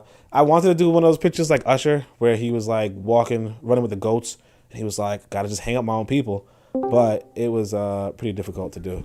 I think I just heard something. Oh yeah, I got 7 Machiavellis. All right. Anyway, so Machiavellins. It's Machiavellins. I know it's Machiavellins, man. I was just talking about you. All right, this is another picture of me and a goat. It's welcome back. I'm just trying to be polite in my American faction. Right. Okay, welcome back. Thank you, brother. Keep talking. Shut up. Right. Keep talking. Oh, this right here. Oh, okay. So let me tell you guys about this. Oh my gosh. Whew. All right. So this is pineapple. Right? Y'all tell me. Really? Wow. Bruh. No, you don't even know, man. So this pineapple in Ghana. So I don't know if you guys remember. There was this news article about Ghana opening one of its first industrial plants, to be honest. Well, not one of its first, but there's a program where the Nana is trying to put an industry in every city or every region or whatever, and the first one he builds is actually a pineapple canning store, a pineapple canning industry, right? Because it's instead of just selling the pineapples and buying back pineapple in a can, right? We could make pineapple in a can and sell the pineapple in a can, right? Let me tell you this though. At first when I heard that story, I was like, I don't really care. Pineapple is so stupid, blah, blah, blah. This pineapple good. This pineapple just different. Yeah, this pineapple is just amazing. And to the point where I'm thinking to myself that I'm going to look to see how I could invest in that business that Nana opened up. Just because this pineapple is so good. It's like candy. It's like candy. Like you're eating it. At some point I was eating some and I was like, yeah, this is too sweet for me. I gotta drink water It's so sweet. Like the lady who sold the pineapple too, which was actually pretty interesting because when I was buying the pineapple, there was they were having this conversation where they were trying to rob me. Well, not rob me, but like the lady was giving me the regular price, and then another lady right next door was telling her in Twi, you should charge them more, right? And all that's the cost of doing business. You said what? That's the cost of doing business. Yeah. But the thing is that what happened was that, like, you might say to yourself, well, how in the world did he know that she was saying charge him more? And because apparently they used the word upgrade, like they literally used the word upgrade. And it's like, I know that word, but regardless, she eventually charged me 50 pesos, which is like 50 cents for the cart, but it's actually pretty interesting too, because you just say pesos. I think they call it pesos. I don't remember what they call it, but it's like pesos. I'm pretty sure you were in Mexico, bro, guy, but okay. Nah, the way how they pronounce it, like it's, I don't know. Like, you know what it's called? Isn't it Ganases? No. The change. What do they call the change? I don't know. I just know what it is in Nigeria. All right. Well, anyway, don't use coins anymore. It sounds like pesos, but it's not pesos, obviously. But it sounds like pesos. But yeah. So the cart. What happened with that was that so she charged me 50 cents if you want, and that was it. But it was like here's what was interesting. So she actually came to the lady, like my neighbor's door. So she like goes up to my neighbor, right? My neighbor's door, and I just happened to see and decide to buy. But she didn't charge extra for cutting up the pineapple, right? She just like the pineapple was 3 CDs, right, which was like 50 cents for Americans, right? But she charges for the pineapple 3 CDs, doesn't charge for labor. Okay, chops it up, doesn't charge for labor, and then kind of because her friend tells her to, exploit me, adds this for a little cost. And I don't really care because, again, it's like 17 cents for me, right? Or 8 cents for me, right? But notwithstanding, and, of course. You said what? You just said it was 50 cents. No, 50 cents for them. That's why I said pesos, but then you were like, don't say pesos. So, all right. But yeah, it's like basically, all right. So the way how the conversion is, it's like 6-1. So you missed out on that. My bad. I probably messed up your whole thing. Interrupt you a lot. Yeah. Continue. All right. Anyway, so what happens is that, so you have, you get the, so it's like, for me, it's like, oh, okay, she charged me 8 cents extra. I don't really care. Right. Like if if you're in America, you drop a quarter or something, you're like, I'm not going to bend over. You said 17 cents. All right. Somebody get this guy out. I'm joking. But anyway, no, I'm not. I don't do the math exact, but it's like, again, it's like pennies, so you're not really worried about it, right? But like I was saying, the said 8 cents. Are you gonna keep doing this? What's going on? Nah, this is my last time. All right, dude. Woo, all right. Welcome to America, right, guys? All right. So anyway, so what I was saying was that the pineapple. So you get the pineapple. Yeah, I'm just telling you, it's just the pineapple is so good. And at some point I was like, I'm not surprised this lady's pregnant, But of course, the joke would have been a lot better if I didn't have some disruptions. What? There you go, man. Thanks, man. Anyway, all right. So Shakara says peswas. Yeah, so they call him peswas, and he says Ghanaian pineapple is special. About 8.38 cents, 9 nines. Oh yeah, this guy's talking about 8.38. Yeah, I got 7 mackerel. Yeah. All right. All right. So that was that. Yeah, the Ghanaian. Yeah, so the Ghanaian pineapple is just like extreme. A man of culture. Yeah, exactly. This was the water they gave me to wash my hands. It's pretty interesting. Just take a picture of that. At a restaurant where I was gonna get some fufu. This was a jollof. I want to tell you guys to go to this place. So I decided to go to the National Museum of Ghana. I'm going to tell you it's a waste of time. What? Oh, the jollof? No. I can tell you it's a waste of time. This guy. He's from Nigeria. So actually, no. This might have been. So a lot of the jollof wasn't that spectacular. I'll admit. But this was probably. This was probably like the best restaurant there. So this was like 30 CD. 30 CD is like $5 for me, right? But yeah, this was actually pretty exceptional jollof. This was next to the Museum of Ghana. So the Museum of Ghana was not open at the time, so the sister's not going to get that much foot traffic at this moment. But I think it's supposed to be open by December, and then I really want you guys to go out and patronize the sister. Her place is called Precat. I'm gonna have a picture of business there. But like, she's like a cool lady. She's actually 30, I guess. She's 30, and Not you find out information. What you trying to do? You said what you gonna do? All right. What you gonna do? All right. So this is another thing. This was like a advertisement: study abroad of scholarship, SATs, passport, birth certificate, business certifications. You know, all that kind of stuff. IELTS, GRE, and GMAT. So this also kind of tells you this too, that there is an industry there for facilitating people, you know, getting out of the country, I guess, right? but also, like, you know, applying for American or European tests as well, you know, LSAT, ACT. So there's that like broad daylight kind of stuff. This is another thing that was pretty interesting. So this is like Ghana CDs, how much people were making, so workers needed, and so I'm guessing $45 a day was considered decent pay. So if you look at it, it's kind of like getting $5 a day, you know, for an 8-hour job. Obviously, it's kind of like getting a $5 an hour in Ghanaian CDs. Now, $5 an hour is roughly about $1 an hour in America. But notwithstanding, you see that. But this kind of tells you as well. It could cost of living though. Yeah, exactly. This kind of tells you as well what we can do as people in terms of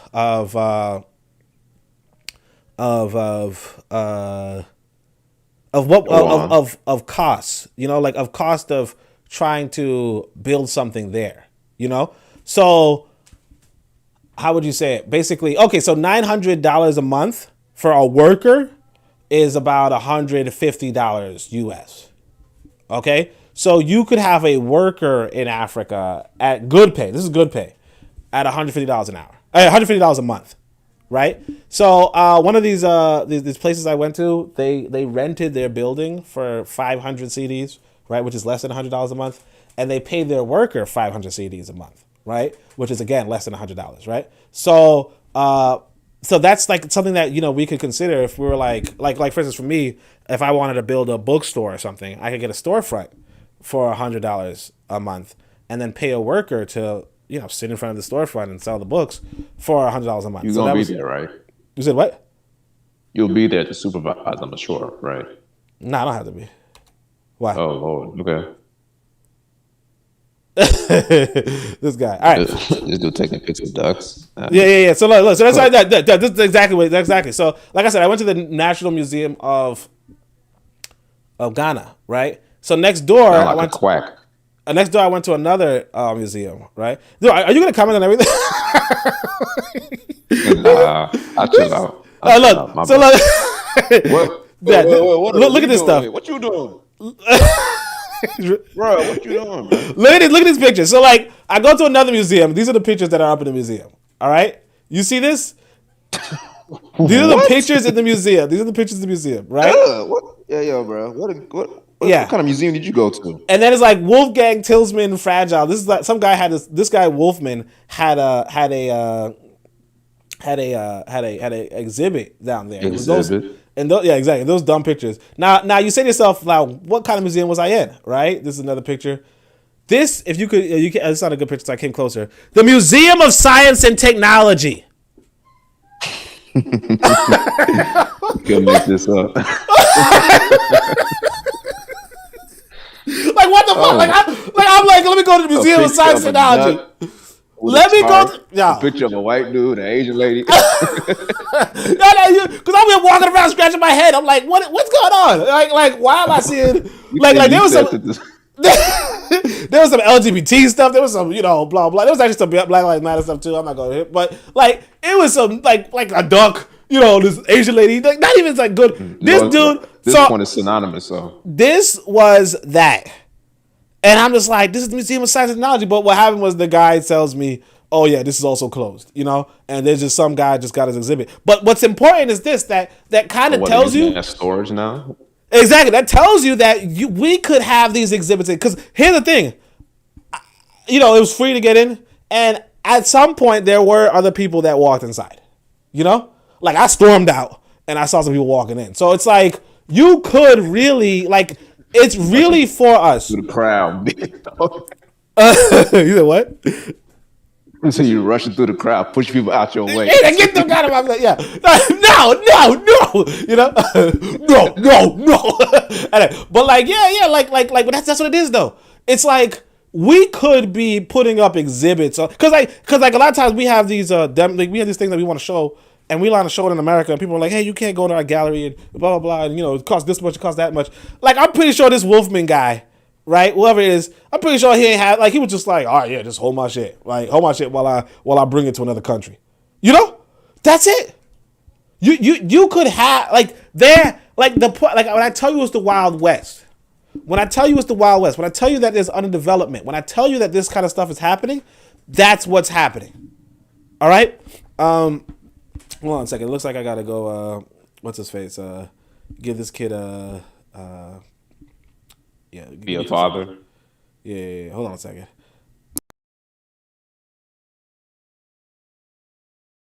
This is D Webb with the Harsh Reality Podcast, asking you to tune in where we tackle the news of the day that affects our community, only on KWAZ Radio. Greetings, everyone. This is Koku from the Bitter Medicine Podcast, inviting you to tune in to the Bitter Medicine Podcast on KWAZ Radio. Greetings, fam.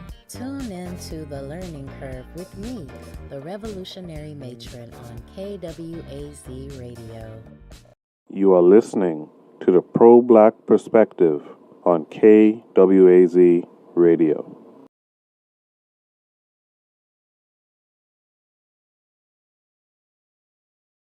All right, I'm back. I don't know why. Yeah, we out here. Could you stop? You feel me? All right. So anyway, he's mad random. All right. So let's see. Then I went to Kingdom Bookstore. That's it looks like they said it's a black-owned, a Ghanaian-owned bookstore, so it's pretty good. Hold on, let me read the comments. Somebody said brain drain. Uwa says, Shakara, I am working with KW's Radio Network to build a string of UNIACL ranging from Gold Coast to Yoruba land through Igbo land into the Congo. And have you heard of the Oruwa and Odua festivals connections? We need the chiefs to get on board with rituals-based education. And then he also says this LGBT takeover, man. Yeah. So yeah, they're everywhere. I mean, and they're and the thing is that we're like willing, like we're just like, oh, I'm a cultured person. Like there are people taking pictures in front of these pictures. Like, oh yeah, I'm so cultured. I went to the museum. And it's like just literally some white boy just like who wouldn't be accepted anywhere is like in Africa being embraced. It's kind of ridiculous. So this is some other stuff. And this is another thing I wanted to show you. It's like they have like basic math books and all that kind of stuff. But it's like there's a huge market. Like you have to realize there's a huge market for this stuff. And also these books are super cheap for us. I don't know if you can see, but it's like $25 for that book, which is like $3 for us, like $3 US. So 25 CDs is like $3 US. So, like, yeah, you could stock up technically. This was the section for where Nkrumah's books were. And you kind of see there's like only one Nkrumah book. I got it. It was 51 CDs. This was the Obama book. This was the trial of J.J. Rawlings, and then so on and so forth. But Ghana, armed, so on and so forth. So yeah, 51 CDs. So again, you have to think of it like dollars. And then you think of it like dollars, you realize that it's like $51, right? You realize it's $51 and it's kind of low key unaffordable for most people, So this same store used to sell Nkrumah's neocolonialism for 61 CDs, but they don't sell it anymore, right? Like I said, you could go to the Museum of Ghana and get it for 200 CDs. But again, that's like the foreigner's rate. So like technically you could buy it online for $33 as well. But anyway, this was one of the Osu Castle, right? So I went to Osu Castle. I didn't go to many of the forts and so on and so forth. We found out you staying at the castle, bro, in the estate. This is where the dungeons were. Thanks for being insensitive. Right. Thanks for being insensitive. My bad. My gosh. All right. This is like the water over the dungeon. I actually have some videos of. This is like the church in the dungeon, and so they have like a lot of the ancestors and so on and so forth. This is the water that a lot of the diasporals ancestors, finally saw, last saw. So it's pretty sad to just be marched off. This is me. All right. This is me and Nkrumah. Hey man, switch that. Cut that off. This is me and Nkrumah. So this is a pretty good picture with my beard. This is another picture. Who would actually go there and take a picture with the statue? That looks at picture. Who said that? Who said that? You. I said no. You don't want to talk about. No. Oh yeah. So why are they gonna build up the statue? Who's on the TV, yeah. So there's this news network dude over here. Yeah, there's this news network called Pan-African statue. There's this news network called Pan-African Daily. And what they were saying was that they need to develop this park right here because tourists will come from all over the world to go get pictures inside of their museum, And you disagreeing, but let's look at these pictures. Like you're not going to Ghana for that reason. No, like it's not like Looks you're not going. picture. Yeah, but you'll take a picture when you're there. Sure. This is pizza. This is pizza. Pizza. He's mad. Cool. First off, you from North Carolina. Like, just don't even talk. Bro, you don't want smoke with me, bro. You don't even get it, bro. North Carolina? Anyway. Bro, have you ever had North Carolina barbecue, man? Stop playing with yourself, man. Pizza? I ain't talking about pizza. We talking about exactly. We talk about pizza. All right. Anyway, and of course, okay. What $5 slices over there in New York with the rats all over it? Go on somewhere, man. This right here was $5 total. No. Same BK, man. What? Hey, this was a burger that they gave me. It was actually really good. It was also like $4, and it was just like premium burger. And this was $4 with the fries. Premium burger. So, and it's $4 US, obviously. It's like 28 Ghanaian cedis. So again, you got to remember that this was like technically unaffordable to the people there, right? Yeah, you got to relate it back to the cost of living.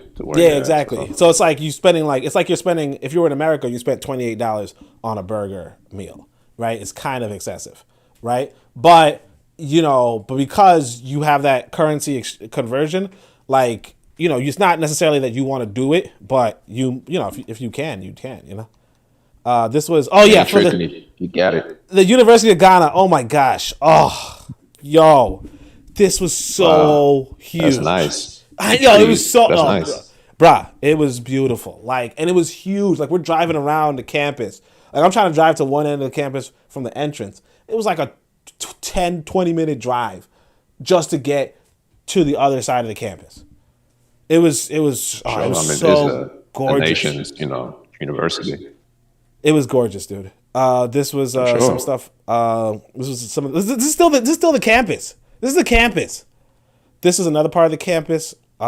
This was the campus bookstore. I actually ended up buying this book. I don't know what Wolof series means. Yeah, but it's cheap. It's cheap for me. It's obviously expensive there, but it's cheap for me. This I didn't get this book. I wanted it though, because I think like a lot of times.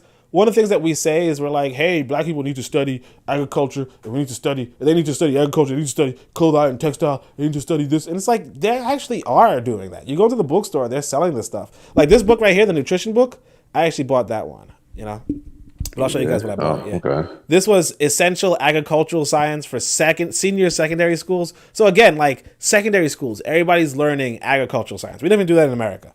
But then, we in the West are just talking crap about, hey, why don't they study agriculture and blah, blah, blah. And it's like, that's what they're doing. Like speak for yourself, man. Oh, this was another one. This was actually pretty interesting because a lot of times we would say, all right, all of us except for Machiavelli, right? When I say we, I mean everybody but Machiavelli, right? Now you want to do that. All right, go ahead, bro.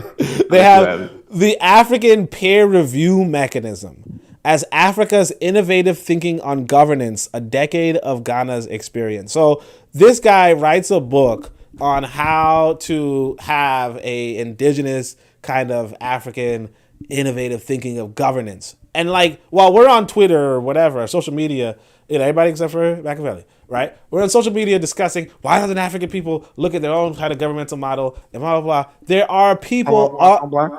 Exactly. There are people on the continent who are legit studying how to have better African-centered government. And we're like the whole conversation is lost on us. I didn't buy the book. This was the back of the book. I didn't read it either, but it's Then you bought a book. Nah, like at some point it was like, I was spending a lot of money. Like I bought a lot of books, so And it's like you can't really. Well, you found it online instead, or what? No, you can't really bring them all in the suitcase, you know? And plus, it was like... Yeah, you can. What you talking about? Just pay extra luggage. Nah, I didn't have no extra luggage, man. This was... just buy one. Get a Ghana must go bag. This is the Kwame Nkrumah complex at the Institute of African Studies. You know, had to get a picture with it. What's up? Yeah, I had to get a picture with it. Look at me. Man, switch. Dang, man. Okay, I switched. All right. Dude, you done broke my screen, man. You know, it's all right, man. You know, like shit, man. You said you like crack, right? Oh wait, that was in confidence. My bad. Imagine. Huh?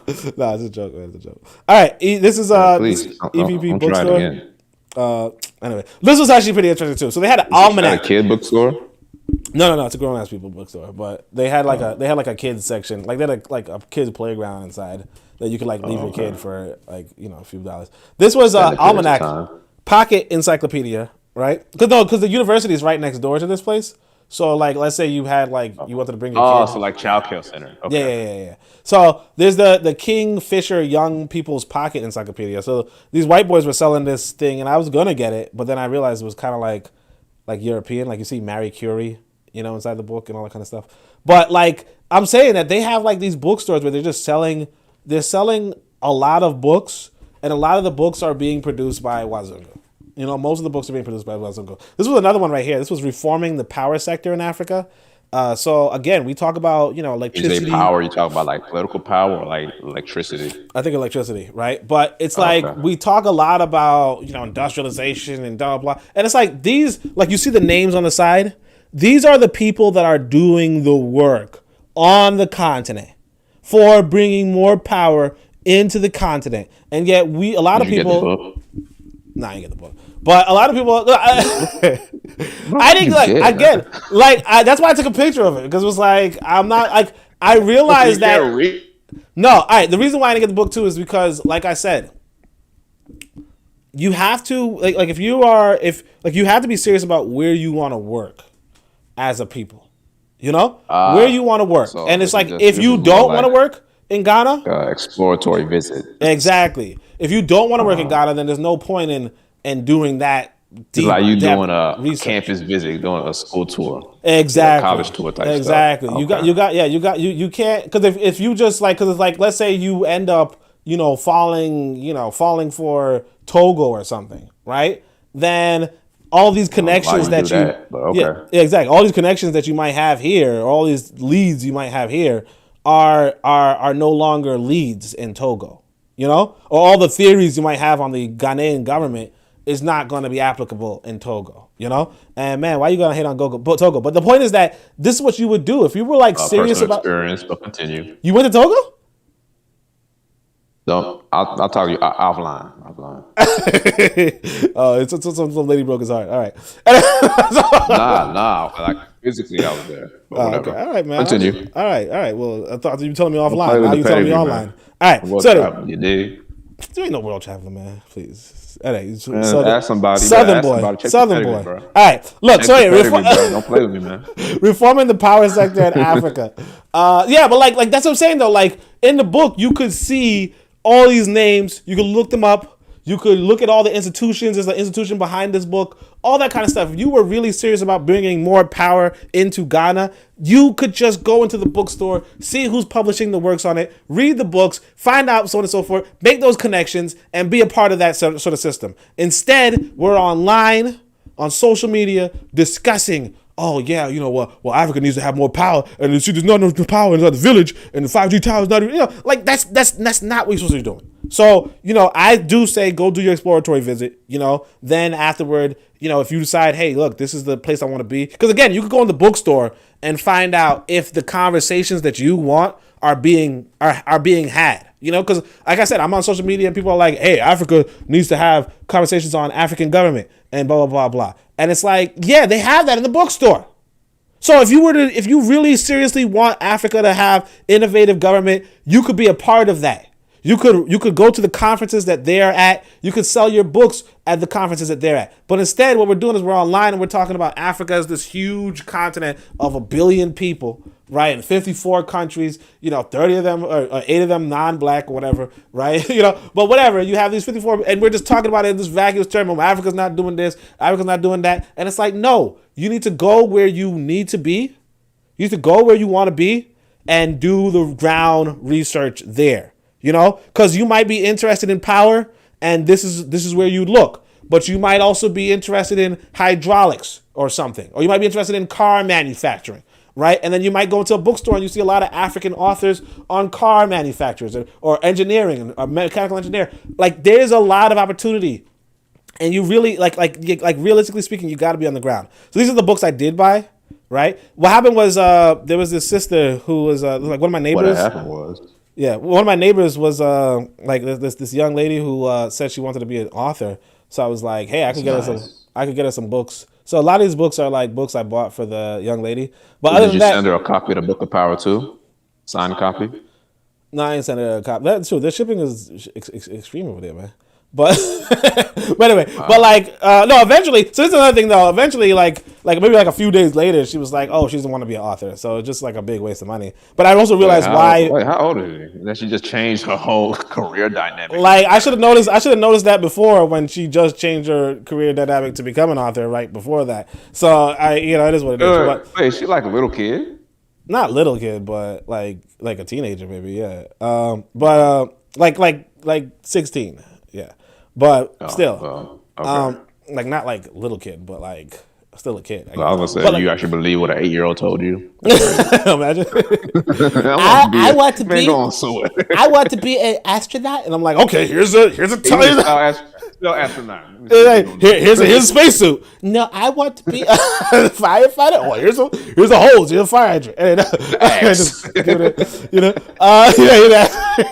but look, like yeah. So I got this book. I mean, I got all these books, obviously, but so some of these books are like female authors. I just gave to the girl because it was like cheap. Like all these books, huh? That was nice. Yeah, all these books right here. Like this is like the other list of the books. All of them all together, $50. So you see, I got 2 copies of contemporary African short stories and opening spaces. This is like women writing, like contemporary fiction, African women's fiction. Like I got 2 copies of each of these. Yeah, all these books all together is $50. That's about the price of the Book of Power, which is crazy. All right, so this was a menu for. That should tell you something. What you doing? Upcharging.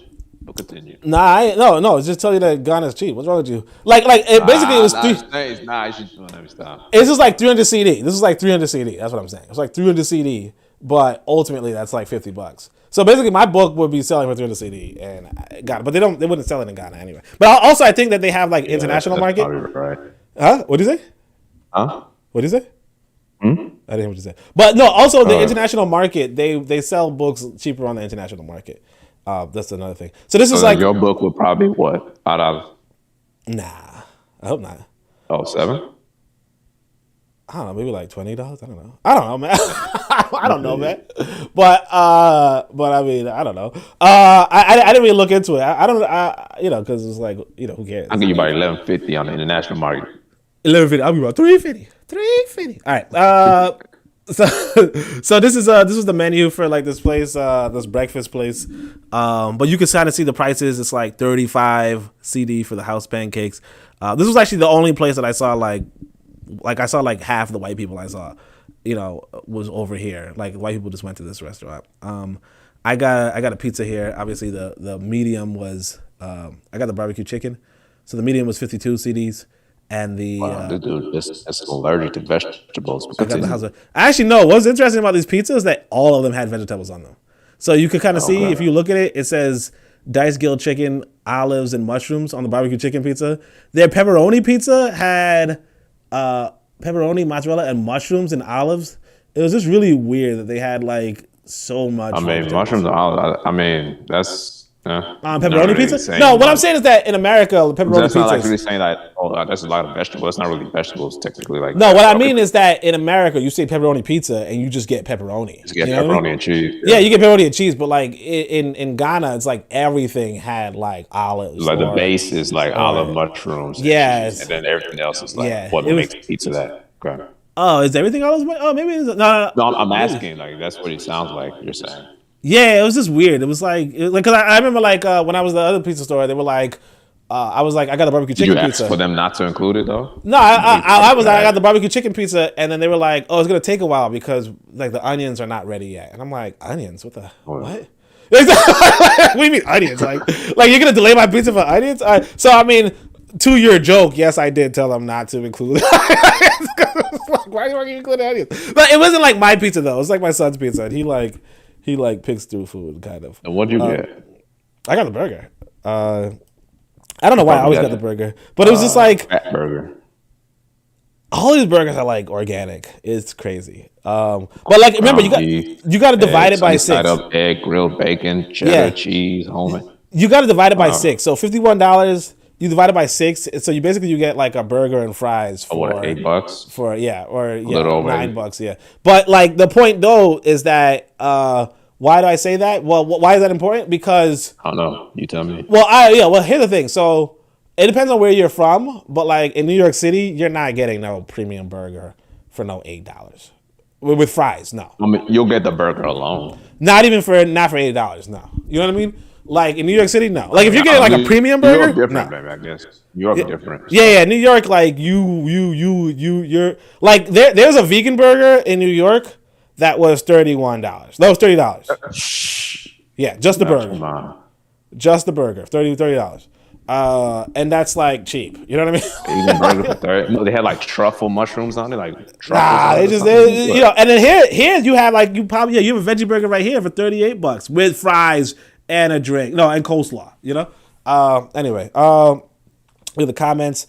EL says, Chick on the Job talks about electricity in his book, Black Africa. He says 2/3 of the world's hydroelectric power are concentrated in Africa. The world's reserves of hydroelectric power. Yeah, exactly. It is. And that's what I'm saying. Like, if you're really serious about doing something, you got to go where you can do it. Because Chick on the Job details how to get electricity from still water or like just from running rivers, but you have to like really be localized to what it is that you want to accomplish. So that's really like something that you want to be critical of. But as well, like you can't talk about Africa as just this big land, just big land and just make some generic complaints like, oh, why aren't they doing agriculture? Because like they are. This was another burger I had.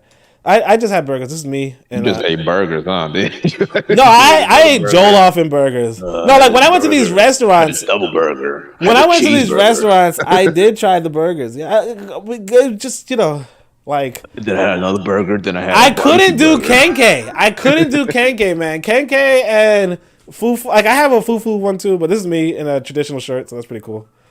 This was fula. Oh, I had fula. I couldn't eat it because I just ate a burger. What's fula? Yeah, fula. I guess I don't know if it's a Muslim dish though, but it's like I thought it was like cereal. Like basically, these right here are peanuts. Peanuts. Then there's like some. I think this is like condensed milk, maybe, but maybe not condensed milk, but like less than condensed milk. And then there's like something under it, which is like I can't remember what it is. Yeah, it's some kind of grain. Somebody told me what it was. Probably dry cassava gari. I don't remember what they called it, but yeah, it was. Yeah, that's that. No, I know what you're talking about. That's like diarrhea milk. Diarrhea milk? Like. What? No, gari. Well, I'm seeing dry cassava. It's just we call it gari. This is it right here. Yeah. So she gets me. It was actually pretty good, but like I said, I just ate, so I was just like I threw it away eventually. No, it's filling. It's filling. It's like it wasn't here. Yeah, and it's like it's cheap too. It was like 3 CDs, which is like 50 cents. Because all of this is like it's grain. Canned milk and peanuts. That's really it. Yeah, somebody made me some Jollof. It wasn't. Disgust. Yeah, this guy hated. Hey, bro, stop doing this, bro. You cracked my screen again, man. Come on. What is with you, man? I can't take. I thought you guys wanted to see pictures of somebody there. All right, so this is the beach. Yeah, we want to see pictures of the other stuff, not you, dog. What's wrong? This is the juice that they gave me. That juice? That was weird. What kind of juice? Oh yeah, this was watermelon juice. Yeah, this was watermelon juice. It was so good. That's the clear juice? No, the clear juice is coconut. It was terrible. Okay, coconut milk. Okay. Yeah, not coconut water. Yeah, but it was not great. But the electrolytes. Watermelon juice. This was a restaurant. They called it Rehab. It's like goat meat. This is chicken and jollof. Okay. But they like wrapped it. It was pretty interesting. Then I ate it, I guess. This was the juice section here. But like you notice, like you see the letters over here. Like it's straight up, you can't even read it. But like this is what I mean about nationalism. And how different nations can just give you, like, just provide you with products. But what you're going to notice is that none of these, like, there was, like, only, like, 3 drinks that were Ghanaian made. But all the because I had to ask, I was like, are any of these Ghanaian made? Eventually, I did find one, like I told you guys, from South Africa, but that's about it. This was Frankie's. Like this plate was another $30 plate, or 30 CD plate. This was jollof and fish. And what sucked was that this was a kid's meal, and this was the regular size meal, and it's like the same damn meal except for that this was like 15 CD less, which was kind of crappy. Well, you got more meat on this one. The fish was good. The other one. Nah, the fish was better than this chicken. Chicken sucked. Oh, okay. This was black. This was like a that famous like Black I know what Star. you're talking about. I've seen it. Yeah. This was this sister hooked me up. So this is again like this is Pre-Cat, the place that I told you guys to go. Like if you're gonna get some jollof, go here. She gave me the jollof. Just skip down and go to Nigeria. What you doing? Yeah, okay, go to war tour in Nigeria, sure. Hey, yo, watch your mouth, man. Yeah, okay. I'm not gonna get shot over some jollof. Jollof beef, man. Beef in the wrap. No, they're like I'd rather eat and like be able to leave. Oh, you neutral? No, you outside of a body bag. You know what I'm saying? This dude, man, talk about So anyway, they had the oyster sauce. Like this was like oyster sauce with the jollof. It was pretty good. This is the lady Asian fusion or something. This is the name of the place. It was Pre-Cat. So Pre-Cat, try to check it out. Catering and rental services. Yeah, you're really not slick. Okay. This was jollof. You're not slick at all. This guy. What's he talking about, my guy? That's the name of it. Yeah, all right. That is the name of it, Pre-Cat. What's wrong with you guys? All right. So many different meanings to this. To what, dude? Like what? Yo, you a weirdo, my guy. All right, so this is the pineapple again. I had to get the pineapple again. This was another burger. I ain't seen nothing green yet. The burger had something on it. A little piece of lettuce. There's some tomatoes and something. Like those are potatoes, aren't they? Nah, I'm joking. This was like a Ludi board I saw. So there was actually a white boy there. They used to hang out with them. I know the game. I got the game. They play this in Jamaica. So in Jamaica they call it Ludi. But apparently it might be an Indian game that they call Ludo. Oh, really? Yeah. And in like I guess in America they call it Sorry. I think Sorry is a version of it. Sorry, really? Yeah, I think Sorry is a version. I just know we play that game. So I never played Sorry either, but I know about Sorry, but like this one I played this before. Yeah, I played this in like because when I was growing up in America, like my father had a board that was similar to this, but he called it Ludi, and when I looked it up, I noticed that the Indians had a game called Ludo. So it might be like it could be like an Indian game, it could be an ancient African game, who knows? But it's a pretty popular game. But it's pretty cool that they had. I took a picture of this. This was a. This is like this is like a shop. This is like they had like a dozen of these shops on a street. Like basically, you might own a family compound, or you might rent this from somebody, and so on, that kind of stuff. They had a massage parlor, which is pretty interesting too. What were you doing? I'm just saying they had one. So that night, yeah, we know what you were up to. But continue. What are you talking about? Anyway, nothing, bro. Let's continue. I was just taking pictures of the neighborhood. Before I was leaving at this point. Before you answered. You said what? Before you answered. First off, that's a picture of me from the outside. Leaving. No, I'm joking. I'm joking. This guy. No, I was leaving the country. All right. Anyway, so but again, like I think what's really interesting about this though, right? And actually, what's interesting is that like I said, it's like a lawless society. You know, like you could just open up a spa, a beauty parlor. Now, of course, if you want your manicure or your pedicure, there you have it, right? All right. Yeah, if you want a manicure or pedicure. All right. Somebody's like, this guy. I'm just saying, though, it's like a lawless society where you can pretty much... Like, I'm telling you, there's so much opportunity for you as an African. So these are some of the videos that I took. This is like what the roads look like. Obviously, my camera quality is garbage. But, like, you can see it's just black people. Do you even think of at least getting a camera before you left? Nah, I ain't got that. Yo, can you imagine? Some people got money, yo. They had some really good cameras. All right, but look, right here. This is the road. Like, this is a busy ass highway, and you're supposed to cross it. There's like no stop line. Now, obviously, it's a highway, so I guess there's no stop lines, but it's like a highway where you would want to get on the other side. So you just had to cross and cross your fingers. This was at the beach. Every 5 seconds, some of these guys riding a horse would be like, hey, do you want to put your son on this horse for 30 CD or something like that? And you're like, no, I'm just trying to sit down. You? Nah, I didn't do that because his mother was like, "Don't do that." Oh. But My mother wasn't. Oh, she was there with you? Oh, that's a family vacation. No, she wasn't there with me. But I just texted her like, "Well, should I do that?" I was gonna say because I would have been able to tell you would have a lot more food pics. But yo, this dude, man, you know you live and you're being recorded, and this is like, oh my bad, I'm sorry. This is like it's eternal. You know, I ain't gonna. I can't even clean that up. I can't even clean it up. My bad. What? You're gonna be liable or something. Look, this is the beach. Like, you see, everybody beautifully melanated, beautifully, like, more or less beautifully fit. I mean, obviously you're gonna find some people out of shape or whatever, but you know, notwithstanding. Everybody but you. Yeah, exactly. Like, put the camera back at me. But yeah, like, this is it. Like, everybody's nice and dark, you know, and just having a good time. Clean beach too. Like, somebody told me this was a dirty beach. This was a dirty beach for them. Now, I'm from New York, you know, where like That is, well, I've heard about Brooklyn Beach is horrible, bruh. Like, if you go barefoot like you're some sort of tourist, you will get HIV.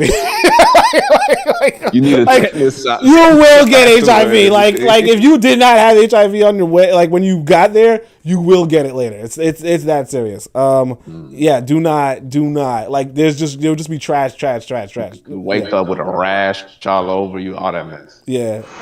This is another picture of the road. This is it. Like, you got a crosshair. It's pretty interesting. This was something else. Oh yeah, this was like a better to do it, like a more well-off area. So you kind of see the houses. You can tell by the the fencing, the gates, and everything, and the road. Like, they actually have a sidewalk too. Like, a lot of places did not have a sidewalk. It was really bad for walking. Like, because my son, I don't know, like, he's used to walking right next to me, and like safely walking right next to me. So he would like literally, like, when I would like, hey, get behind me, there's a car. For some reason, he would like run right next to me while there's a car coming after him. So I'm just glad he did not get hit by a car. But it was looking like it was gonna be out. It's more me and goats, just hanging out with my people. Just me and my people hanging out with goats. The goats. All right, this is the rain. Not much really from the rain thing. I just thought, oh yeah, this is me and the pineapple. I'll tell you, the pineapple's just gorgeous. I couldn't get a good picture of it, so I decided to take a video. This is like the 5th pick with the pineapple. We get it, bro. We get man, it. It's good. You don't get it, man. You don't get it, man. Like that pineapple was just like, yeah, Life changing. yeah. This is like them without a. Yeah, this is like no sidewalk. Oh, it's kind of side. Yeah, no sidewalk. So basically, you would walk up here and then it's just a bunch of rocks, you know, like a bunch of painful rocks. So this is really the walkway right here, but it's like right next to the road. And if you're not walking single file, you will get knocked over. This is me in the fufu. So I had fufu. It wasn't all that compared to the thing. This is another bookstore. Yeah, you just don't know what you're doing. You didn't have the good food, probably. It's alright. It happens when you're in Ghana. This dude, man, you guys got fufu in Nigeria? Obviously, what kind of question is that? I don't know. All right, this is the dungeon. You got several different ones. What are you talking about? This is the dungeon. This is another dungeon. Oh yeah, so somebody was telling me. I'm curious. How did you feel when you were in there? Yeah. So somebody was telling me that there was like 100 people in this room. Look at the size of this room. And this is like the only air that they would have. Wow. And then, jeez, man, it's buffering like crazy. Oh, it's buffering for you, yeah. Oh, that's weird. For me, it's not buffering like that, but yeah. But yeah. Like that's there was another. Oh yeah. And how did you feel though? I'm curious. I mean, it was, you know, like when you were in there. Like, did you have any? Because I know I always hear stories that people go specifically to these dungeons that like they have a different Well, yeah, I mean, different like experience. what I noticed was that it was horrific. Like you don't realize how horrific it is until you're there. Yeah, because it's like basically the whole thing is like this is like a cell, right? Like you see the guy right here, he's walking to a cell, and it would hold like 100 people or 200 people, but it's like in like prison cells today. It's like the size of a prison cell, maybe. I mean, I never really saw a prison cell, to be honest. Yeah, but prison like, cells, you got what, 2 people in the exactly cell? Like 2-3 people, right? This is 200 people, no bathroom, and here, check this out, for like 3 months. For 3 months, you're in a holding cell, the size, like a decent size for 2 or 3 people, right? But you have 200 people, and people are dying. People are like, there's no bathrooms. Sick, all that kind of stuff. Exactly. So, yeah, and it's super dark, like super dark. One of the rooms, I didn't keep the recording here, but one of them was like that's mentally taxing alone. Yeah, it was like 4 feet high. 4 feet high. I had to like crouch. I mean, maybe you just walk through, but no, I'm joking. Wow, yeah, that's no, but seriously, it was terrible. All those factors. Yeah, look, this is the room right here. Look at that. This is the room. Like 100 people. What's the smell? You hear me? What's the smell? I knew what the smell was, but it was like a strong odor. Look at this. Wow. This is the room. Hey, don't lock it. Okay? Wow, I can't see nothing, bro. That's wild. Yeah, for months. That's crazy. Yeah, that's worse than even just. We talk about solitary confinement, like in prisons, and how that's messed up. Just exactly. At least you get 1 hour out the day. I'm talking about this is confined, a whole bunch of people, barely any food, barely any ventilation, hot, no place to even move around, no books, place to use the restroom. You can't even see. Super dark for months. You would just go mentally insane. Can't even speak to people sometimes. Maybe you could, maybe you can't. Oh, this is a door of no return. Well, one of the doors of no return. Yeah. And you see my son, he said something that I was like, nah, man. I don't know if y'all heard it, but it was like, look at it. I didn't hear it. Let's go on the ship. Right? Like, what kind of shit is that? You know what you're supposed to say? He got that from his mama. Right? I'm just saying, like, I don't know what part of, like, what? No, that's exactly what we're not going to do. That's how we got in the first place, man. That's how it all started. It's not like we talking about let's go on the shit. No, man. Like, go back home. Like, what the fuck? All right. But yeah. Some old, like, I don't know. You be saying some stuff, man. All right. This is the, I got a kebab or whatever. You call it shabab. A lot of things you can't afford in America, you could afford in Ghana, which is pretty good. This was finally a sidewalk, which was like, oh no, this was the campus of Ghana. Again, Ghana University. Again, the campus is huge, beautiful, and like, it was amazing. Anyway, all right. This was the restaurant I was talking about, the white people. I know it's pretty bad camera, but whatever. This was a sidewalk. Really I took a picture of a sidewalk. Bro, I'm not spending a bunch of money for no damn camera. A basically good camera is not that expensive, my guy. Nah, this is the phone camera. This is the phone camera. Exactly. That was the first mistake. Anyway, but that was actually all the videos. So yeah, but what you could see. You said what? It's good. There's no more. But it's like finally, damn, this motherfucker. Yeah, but like what I was saying was that you could see that, like Ghana has so much potential. Or not just Ghana, but like Africa in general. The fact that you can open up a business. Nigeria. Well, let's not look at but Africa in general, right? No, but seriously, like, it's so much potential to develop, and like, yeah, Nigeria was like, they have car manufacturers in Nigeria, like Nigeria could be a lot, but it also tells you it could be the shining light. It should be the number one. You feel me? But yeah, it could be. Look, here's the thing. Reason. Here's the issue, though. I want people to understand this, though. Here's the issue, right? This city life is unlike any life we've had before. Well, not to say that we didn't have cities before. We had cities before. But what I'm saying is that a lot of our traditional living is not compatible with this city life. And in that sense, unrealistic, though. Like, we can't just go back to just. I know we can't, but that's just going backwards. Exactly. Even what the traditional we had before was still an innovative. That was an evolution from what we even had before that too. So I don't know why the idea is that we gotta go back here and just stay there. Yeah, I know. No, I'm not saying that. What happens though is this: you're Igbo, right? Okay, the Igbo people. Maybe, okay, right? Wait, hold on a second. Are there any Fulani around, right? Exactly. Relax, bro. I ain't trying to get... Whoa. But no, I'm saying though, what's important to realize is that because we have like a lot of Africa, a lot of our people do want to develop ourselves according, along the boundaries of what our former, lifestyles were, for our former identities were. Right? And the thing is that you have to ask yourself, is that going to work? Okay, you're going to have to ask yourself, is that going to work? And realistically speaking, what we have to really consider is how can we get self-sufficiency for our people? Because what happens is that if you saw any of those cars, a lot of those cars were imported. If you have roads, Lexus. Yeah, if you have roads, right? If you have roads, then you pretty much need these cars, right? But if you're not producing these cars, you're going to have to buy these cars. If you're going to buy these cars from other people, they're only going to give it to you if you give them a lot in return.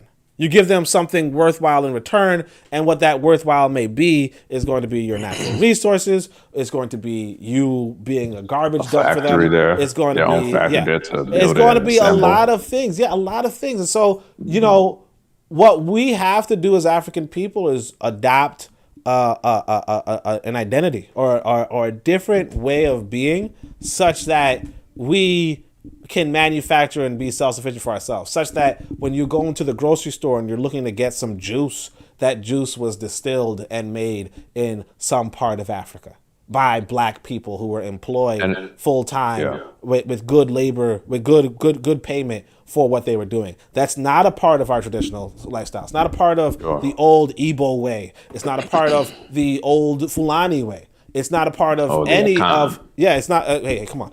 No, I'm joking. I'm joking. Yeah, not a part of the con either. So it's like, because it's not a part of what we once were, we have to say to ourselves, what can we do to develop something into the future? And really, that's one of the things. And advance it for our own benefit. Even for example, Japan, for example, right? Mm-hmm. Before they had Honda and Toyota, they would ship like Fords, etc., from the U.S. or let's say Mercedes, Volkswagen, things from Germany. Yeah, of course. But what they did, they broke down the cars, figured out how it worked, and then found ways to implement to make it even better. That's why even today, if you look at Honda, Toyotas, they've been the most highly regarded cars based on durability. But it's still made in China, Japan. Yeah. It's Japanese owned. And they may have gotten the idea how to figure it out, but they made it their own and for their own doing. That's what you have to say to yourself. That's a multi-billion-dollar. And you gotta. But the thing is this: you gotta put aside. You have to realize that the city life is not going to be what the village life was. It's not going to be what the rural life was. It's not going to be what your old metropolis was. It's going to be something different, something, distinct, and something that is actually necessary, because you have 5 million people in this city who need these jobs. Like, I was watching one of these programs, and they were like 90% of Ghanaian youth, right? Within a year of graduating from school or whatever, like high school or whatever. University? No, high school. Secondary school? Yeah, secondary. Okay. Within a year are unemployed. 90%. Because we are not going down there and building this industrial base that could actually massively employ our own people.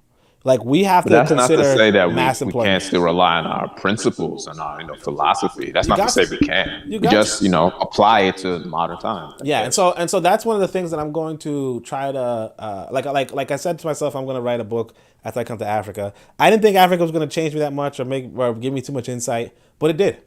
And I was wrong. That pineapple really changed your life, man. That pineapple was on some other level. Like, it spoke to me.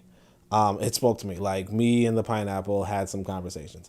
But yeah, I realized that, that's really one of the focuses that the foci we should have. And so I'm going to try to explore that as an option in regards to that. And also, I got to probably make my book pretty damn cheap if I want people to buy it.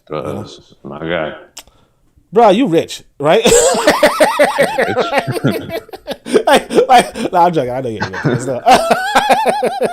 that's what you say when somebody complain about money, though. You just like, actually, anyway. But yeah, that's pretty much it, though. Thanks so much, everybody, for sticking around. I know this was kind of longer than I intended, but yeah, I'm glad I came late. You glad? Thanks, man. You were so positive. I'm glad I came in late, but like, what? Like, why can't you be disappointed you came in late? Anyway, but that's what I really meant. I'm sorry I didn't come in on time, my brother.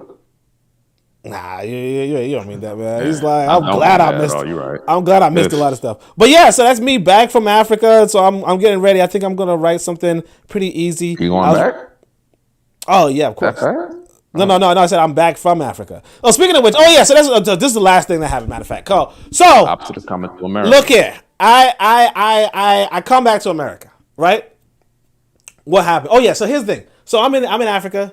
If you didn't pick up on it, a lot of people not wearing masks in Ghana. Okay, but they do require you to wear a mask if you're going into the store, and they will sanitize your hands when you go into the store. But for the most part, if you're outdoors and just minding your business, you don't really need a mask, apparently, right? And it's okay because, I'm talking to people, engaging with them. After that, I took a COVID test, in order to come back to the U.S., no COVID. Notwithstanding the fact that I was able to, give my son a much more sociable experience while he was there. A bunch of black people just lovingly embracing this kid and lovingly embracing me. It was wonderful, right? Like I was a local celebrity, my kid was a local celebrity, and he was able to just like play with a bunch of people. It was so beautiful on that front, right? Come back to America, right? Now, when I'm in Ghana, like I said, I gave this one guy a tip of $20 bill, and he was excited. He was following me around. I gave this other kid like a one CD, and he was just like, "I want to be your friend," and blah blah blah blah, right?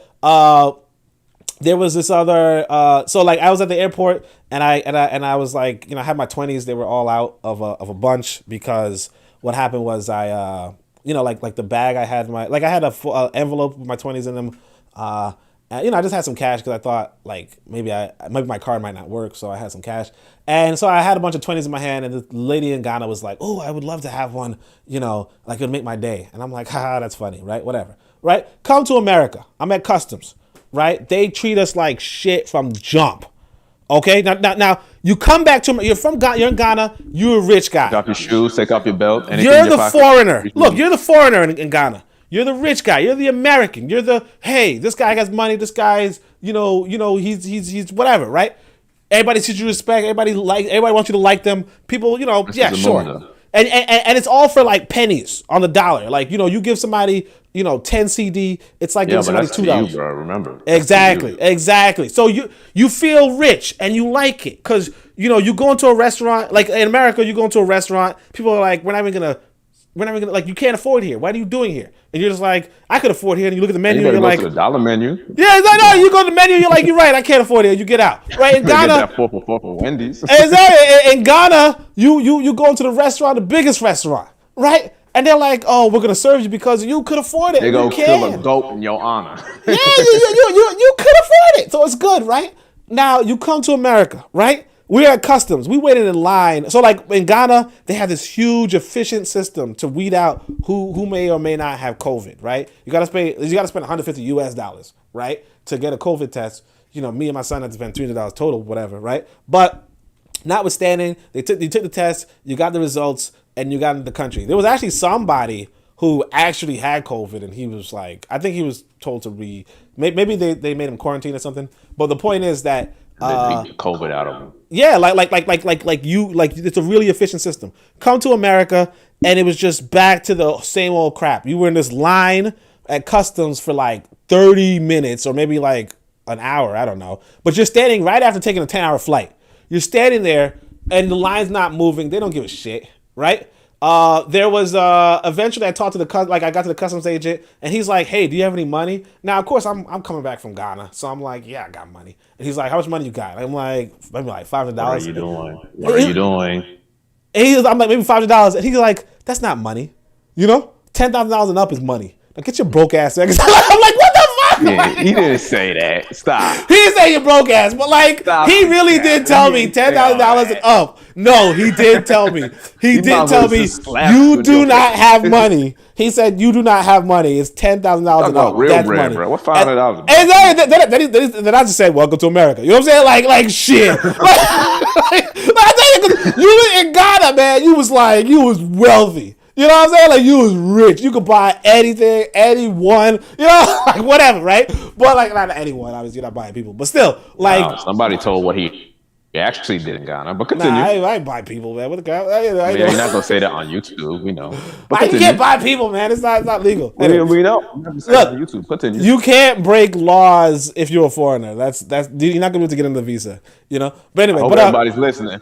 yeah. What you say? Not everybody listen. What you say? I said, I hope everybody's listening. Right? The motherfucker buying people. Certain people in the Buying chat taking people. note right now. You said what? What? The Certain people visa? in the chat, they taking notes. Yeah, exactly. There's no visas for me though. Nah, but like for real though, like you could, but then in America they're like, you ain't got no money, man. Get your black ass, you know. And here's another thing that I've been interested in. So we're in a line. We just came from a 10-hour flight, right? Our plane just flew in from Africa. 10 hours. The custom, yeah, the 10-hour It should flight. be more. Nah, it was direct flight. So direct. Okay. yeah, so like there's usually like 15 hours, but you gotta like fly to it like a European That's country why I or thought like something. maybe you stopped at like France or UK. Yeah. So I went to direct flight. It was pretty good, right? But we stayed in there for 10 hours, right? I didn't get any sleep either because I'm not trying to sleep around nobody, right? But What they gonna do? You want a plane? What you talking about? I don't know, man. But anyway, but like, here's what happens though. Hey man, look, man, I'm gonna sleep. Hey, look, man, like shoot. Everybody else is Stay asleep, but ready. they tired. Stay ready, Everyone man. got Stay time. ready, man. If you know what I'm saying, you don't gotta get ready if you stay ready. What You know you what I'm gonna saying? do? You got Where you shit. gonna go? In the air. Where are you running to? There's somebody running away from like I think it was not on my flight, but somebody was talking about they was smoking weed in the airplane. Oh, like took some That edibles. had to be Spirit Airlines. Yeah, right. And then they like tried to run, and the hostess was like, "Where are you running? Like we 30 miles an hour, right?"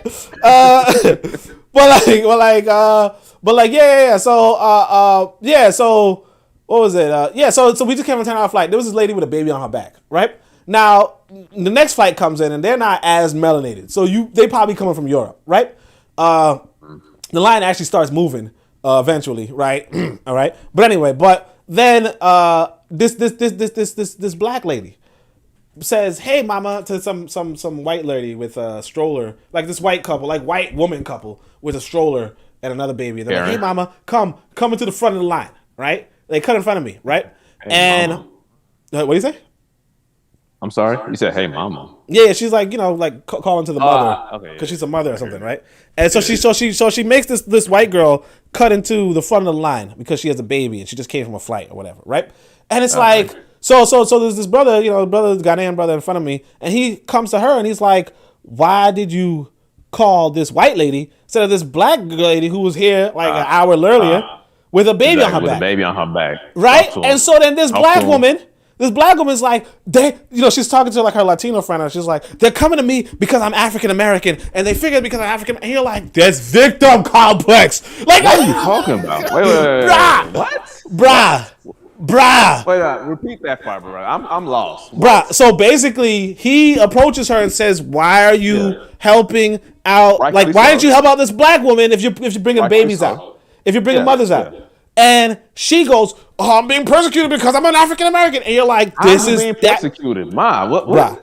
How the hell that? But this is what I'm saying. That kind of stuff, That's what I'm saying.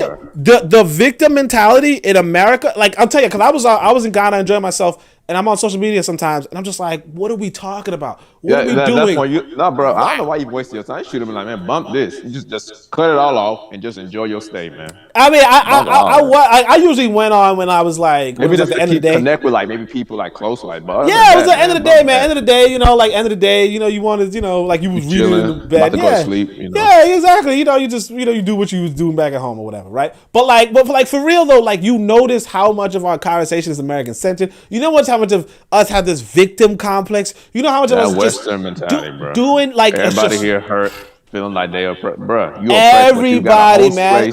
You can pay all your bills, everything. People over here still smiling, barely got a pot to piss in, but they still having joy over there. Man, come on. Yeah, Ain't nothing. yeah. You're not worried about nothing. Are you Yeah, good? You yeah, fine. yeah. So I do like I said, and then and here you might hear it from me, but like like I said, this little girl sneezes on me and I get sick right away. Come in here, I'm healthy as a motherfucker right down back in Africa, but then some little Pineapple had that the herb. Shit. Yeah, that pineapple's good, man. Yo, you really gotta try it, man. I ain't gonna hold you, man. You really gotta try it. Right. But like, you didn't bring that with you? Shit, man. I was about to. You brought like a whole pineapple, put it in the luggage. I couldn't, man. I had to eat it, man. But no, like I said, I had no luggage. I ain't had no luggage with me, yeah. Okay. But yeah. But like, but that's pretty much my trip. So definitely thought the observations. I'm probably I can finally write another book, and I can see it's a good thing I waited. Because like I noticed also one of the things I did notice, I'll point this out. I kind of have a big ego, and really, wow. Who knew? First off, you doing that, and you talk about me. Come on, man. You cutting everything. You stopping the whole program for your little joke, and you call me with ego. But anyway, yeah. You forgot. You guys missed me yet? Miss me yet? Oh, that's you? You guys miss me yet? Remember Shikari? Oh yeah, Shikari. Yeah, but like I'm saying, we have these egos. Like in America, we have these egos. We have this American centeredness, and it's like I think that was one of the problems with like me in general. So I'm gonna try to, because like even like when I write my books, I'm not gonna hold you, but like when I write my books, a lot of it's kind of a little bit egotistical. Because I was asking myself, how can I get into these bookstores? But a large part of my books are kind of a little bit ego. But, I'm going to try to write one that's not too ego in any sense. But anyway, that's it pretty much. Uwa says, bruh, never mind. And maybe son is a nautical enthusiast. I'm not really sure what that means, but it might have been around the time thing. But other than that, thanks, family. Sorry for keeping you. Hopefully you guys could hear the rest of it. But that's pretty much my journey in Africa. And I definitely want to go back. I might check out some other countries. But if I don't, this country is really exceptional. I'm gonna give it potential. 3. I'm gonna give it 4 Nigerias on a scale of 5 Nigerias, right? I'm joking. I'll just play with this dude. But I don't know how Nigeria would be, but I do regret that I never went to a village. I kind of stayed in Accra. I just wasn't sure. Like the thing with the village, and that's another thing too, is that like think about it. Think about developing an infrastructure like your Uber availability, right?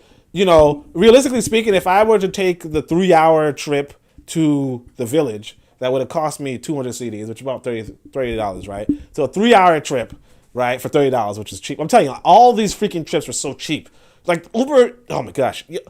Like you take a 20, 30-minute ride, and it was like 9 CD, which is about $1 and change. Like less than a bus ride in America. It was crazy, because in New York City, if you take a 30-minute drive, you're spending $50. You know what I mean? But like $50 US. So you're spending $1 there. But anyway, point is though that if you took an Uber to the village, right, there wasn't an Uber for you to come back on. Now maybe you could ask somebody in the village to drive you back. I don't know. I wasn't going to take that risk with my, my young child. But I did want to go to the village to see some stars. I didn't get a chance to, but. Other than that, it was but of course, like how do you even know you could sleep over at a village, So it's just like a lot that didn't come into. But I mean, there's things you can do, bro. The village is not as like, I think the idea when we say village is not necessarily like there just nothing. Like you can still do things. There's still, I don't know if you could sleep there. I don't know if you can. I don't know if like a foreigner could sleep there. I mean, I'm not saying people can't sleep. I'm just saying I don't know. They got hotels and stuff. What are you talking about? I don't know. I'm not gonna take a risk. I'm just like going to some. I'm telling you from experience, my G. Were you there? Like I understand. What are you talking about? Yes, I was. No, I'm saying I mean like were you there to tell me, hey, yeah, let's go to this freaking village, or go to the village. And then there's going to be a hotel there for you, No. I'm a thoroughbred. I don't know what kind of dog reference that is, but okay. But I don't know. I don't know what that means, but I know what that means for a dog, I guess.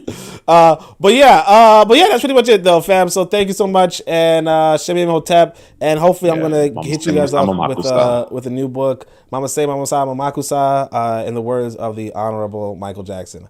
All right. Anyway, Shemi Hotep, Uncle Johnson, Neb, Amen, Ma'at, Dua Nature. Yeah, that's it. That's it. Shimmy, shimmy, huh?